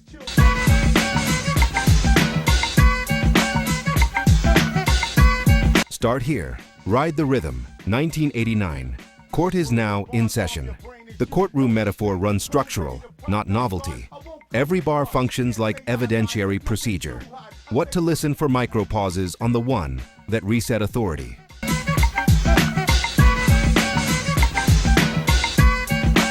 Unrushed bar 3/7 setups, so the 4/8 landings feel inevitable. Bass-aware phrasing. He never muddies the kick.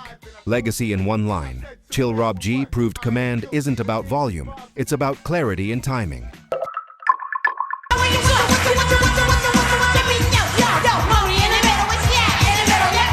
Glide, wit, and a woman's vantage. Seen in Stakes transatlantic bridge at the perfect hour. A UK teen stepping into native tongue circles just as Afrocentric joy and women's POV crack mainstream radio. Moni Love arrives with athletic conversational flow. Friendly surface, technical spine.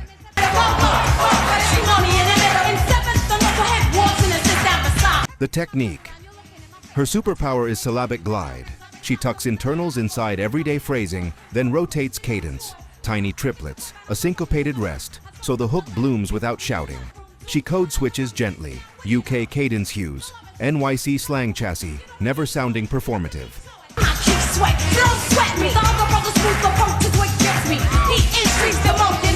Why underrated hit singles and visibility led some to file her as radio first. But under the gloss, tight mechanics, agenda-setting content about respect, boundaries and self-definition that has aged better than much era braggadocio.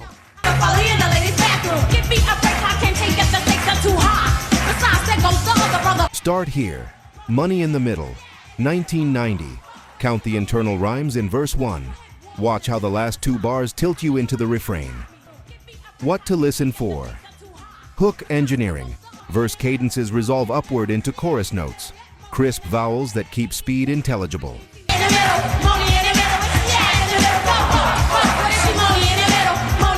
Topic integrity, no drift. Every couplet services the central idea. Legacy in one line. Money made technical MCing feel like a conversation you quote years later.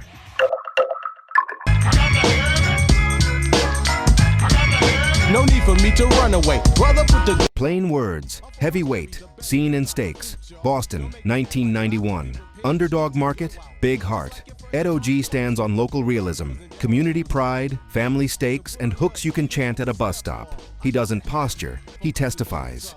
to replace waste with a taste just in case you can't face the place that you've been put in. If you was my The technique Ed writes in short, clear sentences that land on the drum, then mirrors the verse cadence in the hook so the transition is frictionless. He sits slightly behind the beat, giving lines a reflective calm. Rhyme schemes are tidy, never underwritten, never cluttered. and a race to replace waste with a taste just in case you can't face the place that you've been put. Why underrated earnestness gets mislabeled as simplicity. But Ed's craft is in structure, verses that set up choruses that set up memory. It's how songs become neighborhood anthems.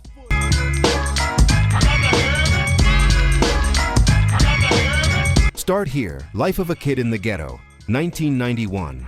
I Got to Have It. The refrain is pure design, identical rhythmic footprints between verse, tag, hook. What to listen for? Internal echoes that scaffold hooks. Have it, grab it. You can't face the place that you've been put in. If you was my kid, for what you did, you have a foot in. Cadence discipline on bars 2 and 6 to keep momentum. Moral voice with no sermonizing. Statement, not scold. Legacy in one line. Ed OG is proof that honesty plus form still knocks in a club. The way I came off then, I'm gonna come off stronger and longer, even with the drum on. The Cypher's metronome scene and stakes Queensbridge, Marley Marl's lab. The dojo where form becomes folklore. In a crew of monsters, Craig G is the sparring tactician. Battle-tested, freestyle credible, verse clean. Out with some exquisite rhymes. But that's alright, cause now I'm back to kill all the rumors. The technique Craig treats syllables like drum rudiments. He'll mirror kick-snare cadences with consonants, then pivot patterns mid-verse without announcing the switch. Breath control is live wire. He can run 4 to 8 bars locked and then widen the pocket for the punchline. Apologize. Oh yeah, and can I have your autograph for me and my grandma? That's how I'm Why underrated sharing space with Kane and G rap skews limelight. Add a smaller commercial footprint and you get a Cypher legend not fully minted by radio.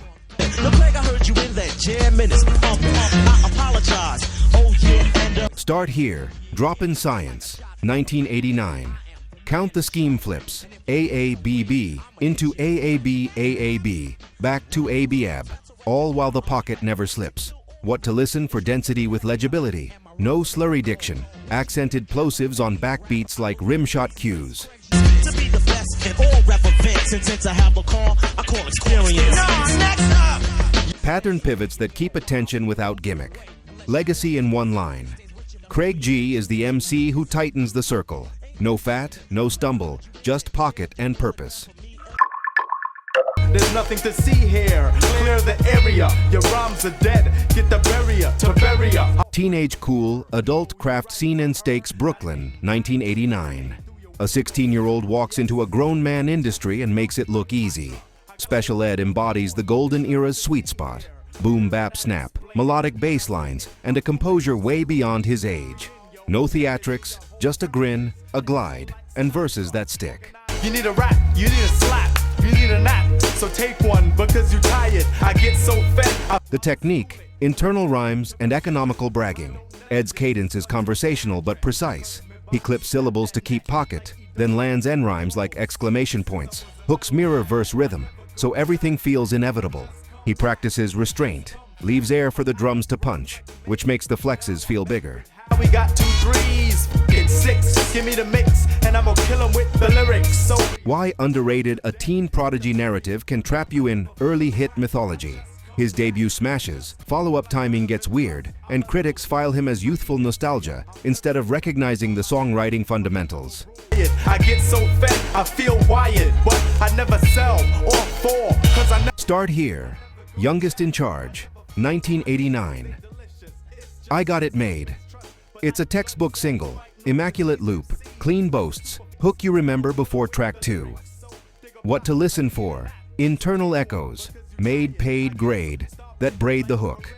Bar 3 setups that make bar 4 land with a snap. Egg and fry it, try it, and see what happens when I'm rapping.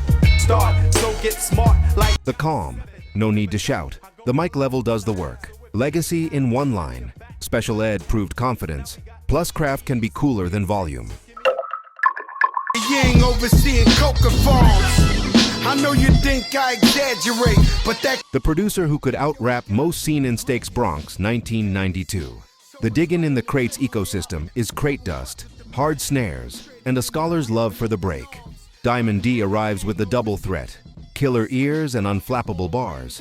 He's not flashy, he's effective, like a drummer who's always on time and always saying something. You need to get up on the Lord, cause nowadays, man, shit's retarded. When it's cool to wear shit. The technique deadpan delivery with sly punchlines tucked inside everyday phrasing. Diamond raps on the pocket, not on the surface. He lets the drums breathe and writes to the loop's character. As a producer, his ear for sample tone is the secret. His beats make his verses sound cooler by design. keep a gat at every window. Niggas get different when you been through bars, but you never lose friends. Why underrated? When you're a top-tier producer, the rap often gets treated like a bonus, even when the writing is sharp. Add a posse of other DITC killers and solo shine diffuses. Get murdered in the booth. Why even keep it real when y'all allergic to the truth? I know shit ain't the... Start here. Stunts, Blunts, and Hip Hop, 1992. Sally got a one-track mind. Observe how a conversational verse can still be quote-heavy when the timing is perfect. What to listen for. Throwaway sounding lines that land later as quotables. Latte, sipping on some iced Spumante, Applejack, Long Road, Vince. Minimal ad-libs. He trusts the drum. Sample selection that frames his cadence. Mids warm, highs tame. No fight with consonants. Legacy in one line.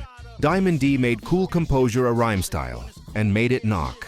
This video is sponsored by the Lore Store on Amazon, your one-stop shop for music lovers across reggae, rock, pop, and hip-hop. We built it for real listeners who don't want to dig through 1,000 listings to find the right gear. Inside the Lore Store, you'll find 5 aisles. VIP, top, battle-tested essentials. Headphones, turntables, speakers, gig-safe earplugs, smart speakers. Reggae vibe, roots and lovers. Rock made easy, automatic decks, warm bookshelf speakers, vinyl care. Rock lore, classic rock must-haves, open back cans, simple amps, living room concert vibes. Pop lore, feel-good everyday setups, clean, clear speakers, easy streaming, nostalgia-friendly picks. Hip-hop must-haves, punchy bass without the muddle, closed-back headphones and living room systems that handle low-end, plus a rotating crate of old album vinyl if you're rebuilding a 60s-90s collection. Every product page tells you who it's for, 3 pros, 1 con, and why we picked it. So you can choose with confidence. Flying soon? Check. VIP for noise canceling that tames plane roar. Mostly listening at home? Try open back headphones that let live albums breathe. Want instant gratification vinyl? Our fully automatic turntable is 1 button from silence to music, and the record cleaning kit knocks down crackle so the bass tightens up. Headed to shows? Grab high-fidelity earplugs, hands-free at home. Our smart speaker picks let you say, play 70s reggae or classic pop, and you're there. Deal alert. If you use the link in the description, you'll land on our curated picks with current best available Amazon pricing and active discounts where applicable. Prices change, so buy now to lock in today's deal. Tap the link in the description, pick your aisle, grab a favorite, and tell me which category you want me to build next. The Lore Store. Listen better, with gear that gets out of the way and lets the music live. Nintendo, and I'm criminal-minded. I keep a gat at every window. Punchline architecture seen in Stakes, Bronx ballroom battles, and studio lockdowns. Lord Finesse is the MC other punchliners study. Comedian's timing, engineer's geometry. He hits you with setups that feel casual until the turn lands, and everyone makes the same face. DITC in the building. The technique classic setup, misdirection, flip, executed with perfect bar math. Finesse accents like a drummer, placing consonants where rim shots should go. He varies scheme density, AA couplets into AB quatrains. Then he'll switch mid-verse for surprise. Breath control is taught. There's no stumble when he tightens the grid. Y'all already know, check this out. When you're tired of listening to frauds or Why underrated as a mentor and crew center of gravity, he elevated others, from DITC to future pupils. That teacher aura sometimes eclipsed recognition for his own records. Start Here, Funky Technician, 1990. Strictly for the ladies. Not just jokes. Listen to how every rhyme sits inside the drum, not on top of it. Oh, not you. The grand wizard like Theodore. Menages with What to listen for bar 4 and bar 8 punchline landings. You'll feel the crowd cue. Internal half rhymes that smooth the setup, then a hard rhyme on the flip. The grin in the cadence. Performance without overacting. Legacy in one line. Finesse turned the punchline into an instrument, not just a lyric device. Savages be on they nigga shit. No risk, but I got immune to it.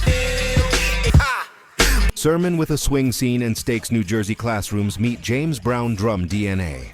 Wise Intelligent pulls 5%er cosmology and street civics into verses that dance. The beats are funk-laced, the tone is urgent, and the diction is diamond cut. You hear every syllable. No, I am not a black apologist.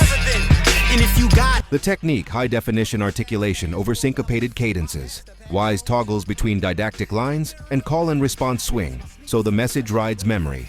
He'll tuck terminology into sing-song patterns, making complex ideas feel chantable. You'll swear you've heard this shit before, but it's so much more than mere minor. Why underrated conscious rap labeling can box artists, and radio often prefers sugar over spinach. But Wise proves you can teach and party if you score the lesson right. Start Here, Holy Intellect, 1990. Rock this funky joint. The hook is a kinetic mnemonic. You remember the rhythm first, the message follows. But it's so much more than mere minor. What to listen for hard T consonants popping like snare grace notes. Cadence pivots between straight 4 and swung feel. Clear parallelism in couplets. Each idea gets a clean home. Legacy in one line. Wise Intelligent made curriculum sound like a block party. in the dark moon. Step into the halo them into your real soon. The voice that sounds like a banner scene in Stakes Brooklyn, 1990. Medallions, black, red, green, and parliament-sized funk under ceremonial oratory. Brother J doesn't rap so much as address the crowd. Baritone steady, imagery ritual, rhetoric marching forward like a procession. Check the blackness, me before those acted the likeness, masturbating. The technique he uses anaphora, repeating openings, and alliteration to hammer points without yelling. Breath is disciplined, phrases end right on the snare, then he holds a half beat as if to let the crowd answer. Vocabulary blends mythic and street, ankh, sword, and staff, one line. Neighborhood wisdom the next, making the song feel like a rally. Jerry's with last names like perms. Niggas get your hands off your crotch, come to terms with your. Why underrated the aesthetic was so specific, Afrocentric pageantry fused with thick funk, that mainstream radio clipped its wings. But within the canon, his authority is unmatched. Start Here, To the East, Blackwords, 1990. Heed the word of the brother. Listen to how the verse breathes like a chant, then locks into groove. Agitation, by way of the old order emancipation. Zoom, zoom, zoom, revelation. What to listen for. Repeated phrase, stems that organize long ideas. Strategic rests that invite audience callback. Baritone sitting inside the bass, never a fight for space. Legacy in one line. Brother J made rap feel like a movement's podium without losing the funk. You niggas listen, I snatch blocks, I don't ask for nobody's permission. No, ain't unexpected. The Writer's Writer seen in Stakes, New York, 1994. The golden era is tapering into the sample clearance crunch, and yet OC arrives with a debut that sounds like a craft manual. No trend chasing, no extraneous ad-libs, just measured breath, lucid bars, and a ruthless editor's instinct. To no melanin left with OC, we talk heavy, nigga, that's elephant steps, Lord knows it. The technique OC uses declarative syntax and granular detail.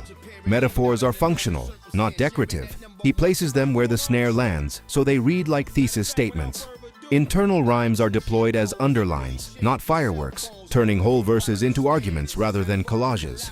His pocket sits a hair behind the beat, authority by calm. I'm blowing up, send me more explosive, fire burning, Ice Cube, higher learning. Why Underrated dropping a classic in '94 meant sharing oxygen with an avalanche of tentpoles. OC lacked the noisy narrative, no scandal headlines, no cartoon persona. So the album became an MC's MC touchstone more than a mass myth. Till the war's done, a nigga bought his gun, it's sort of fun, and I'm just warming up, you know it's more to come. Start here. Word, Life, 1994. Time's Up. A mission statement disguised as a single. Content audit, industry critique, perfect breath control. What to listen for. Topic discipline. Every couplet returns to the thesis. For the higher ups and mid-level players in this game, y'all know exactly who we talking to. I thought that they knew, well fuck it. Quiet internal schemes that keep momentum without showboating. Cadence changes as paragraph breaks. You feel the structure. Legacy in one line OC proved that clarity is an aesthetic, not a compromise. That's when I first saw the face of death, and none of the other brothers are left. Conscience of Queensbridge scene and stakes. Queensbridge's map has many landmarks, but the foundation stone is tragedy. As a teen, he's on Marley Marl tapes. By 1990, he's intelligent hoodlum, braiding 5%er civics with street reportage, years before conscious street rap became a lane. The left, like my man Taye from around the way, on the stagecoach where we used to. The technique tragedy's voice carries civic gravity. Even when he's narrating corners, the syntax is policy grade. He toggles macro, micro, one bar on systemic forces, the next on hyperlocal ritual. Rhyme patterns are tidy, but he'll pivot mid-stanza to fit meaning over meter. Content leads, cadence follows.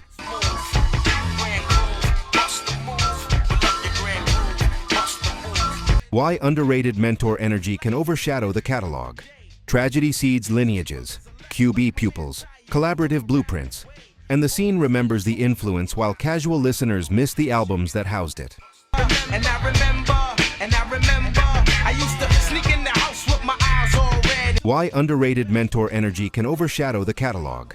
Tragedy seeds lineages, QB pupils, collaborative blueprints, and the scene remembers the influence while casual listeners miss the albums that housed it. Says your best friend has to be a brother, a friend of someone who's always there for another. Start here. Intelligent Hoodlum, 1990. Back to reality. Hear how moral framing sits over drums that still thump. Sermon without scolding. What to listen for. Declarative openers that sound like chapter headings. Bridge bars that telescope from city to stoop and back. Love you to this very day. One love, grand groove, you passed away. The unshowy precision of end rhymes. Definition over dazzle. Legacy in one line. Tragedy-fused policy and pavement. Ethics with a drum track. So that I would think you couldn't be made to invade certain areas, no other jurisdiction. The voice that wrote the West Scene and Stakes Dallas to Los Angeles, 1989. The DOC hits like a meteor, a technical phenom with elastic flows and surgical syllables whose debut helps codify West Coast mic mechanics. Then the car accident, voice damaged, trajectory altered. But the pen keeps shaping classics in the background.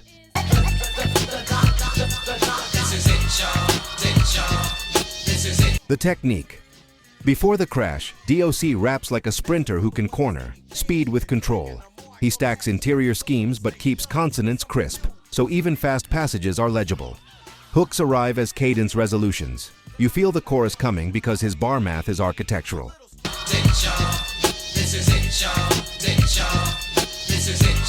Why underrated public narratives gravitate toward uninterrupted arcs. DOC's on-mic prime got cut short. Much of his legend continued as ghost pen and arranger, which fame rarely credits proportionally. Punk, I'm opening up my trunk to reveal that living it up my life is like a story. Start here. No one can do it better. 1989. It's funky enough. The verses are a clinic in clarity at tempo. The hook is pure inevitability. What to listen for. How multis never smear diction at speed. With a grain, he shrugged his head and said, why would you ask me a question, knowing you knew the answer all the time? I'm a Bar 4 landings that snap like a snare. The sense that the beat is following him, not vice versa. Legacy in one line. The DOC showed that speed means nothing without sentence design, then wrote the book others read.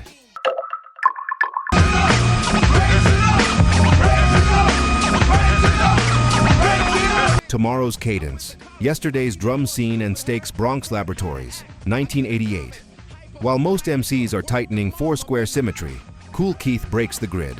He speaks in science slang, dream logic, and non sequiturs that nonetheless land on the pocket. It sounded alien then. It sounds contemporary now. Down just the beat, distinctive. Some rap and some less, but they dance to the music. What's your orchestration? The technique Keith fractures cadence and imagery while keeping the drum relationship intact. He imports medical jargon, spaceflight, and pulp to repaint subject matter, and he'll bend melody inside a bar without tipping into sing-song. Crucially, he understands timbral character, how his voice grain cuts through dense samples.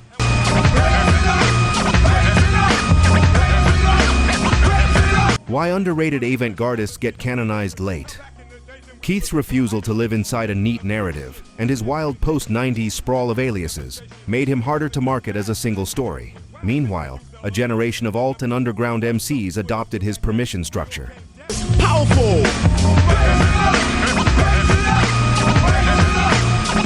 Start here.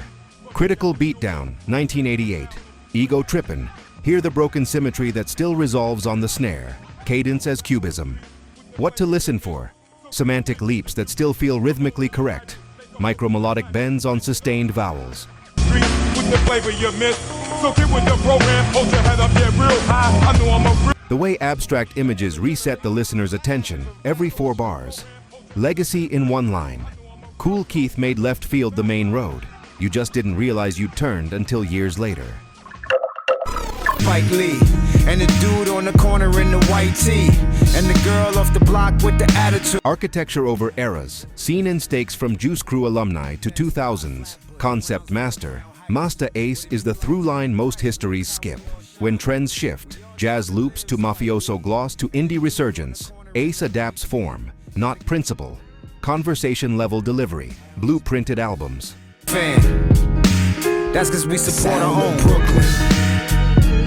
The technique Ace's conversational flow hides meticulous narrative engineering. He builds motifs, recurring phrases, skits as structural beams, refrain placement that echoes earlier tracks, so whole albums read like novels. Bar to bar, he favors clean end rhymes, purposeful internals, and choruses that feel earned by the preceding scene.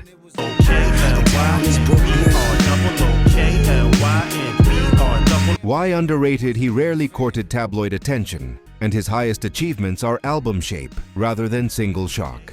That means deep respect from writers and MCs, slower mainstream coronation. Big Daddy Kane is synonymous, Jay-Z synonymous. Start here. Take a look around. 1990. Music Man. Origin Story and Pocket. Then Slaughterhouse, 1993, for concept execution. The whack MC satire woven across an entire record. What to listen for scene-building details, names, bus routes, small-time rituals, hooks that paraphrase the verse, not advertise it. One of us, and we all tied together like some braided hair. Yeah. Dumbo to cleanse. Subtle cadence lifts at emotional peaks. Conversation tilts to declaration, then settles. Legacy in one line. Masta Ace is how you age in rap. Keep the pen sharp. Build albums like architecture. Talk to people, not at them. The late great Biggie ran, and damn near everyone's a Biggie fan. The journey doesn't end here, hip-hop warrior. Watch this next.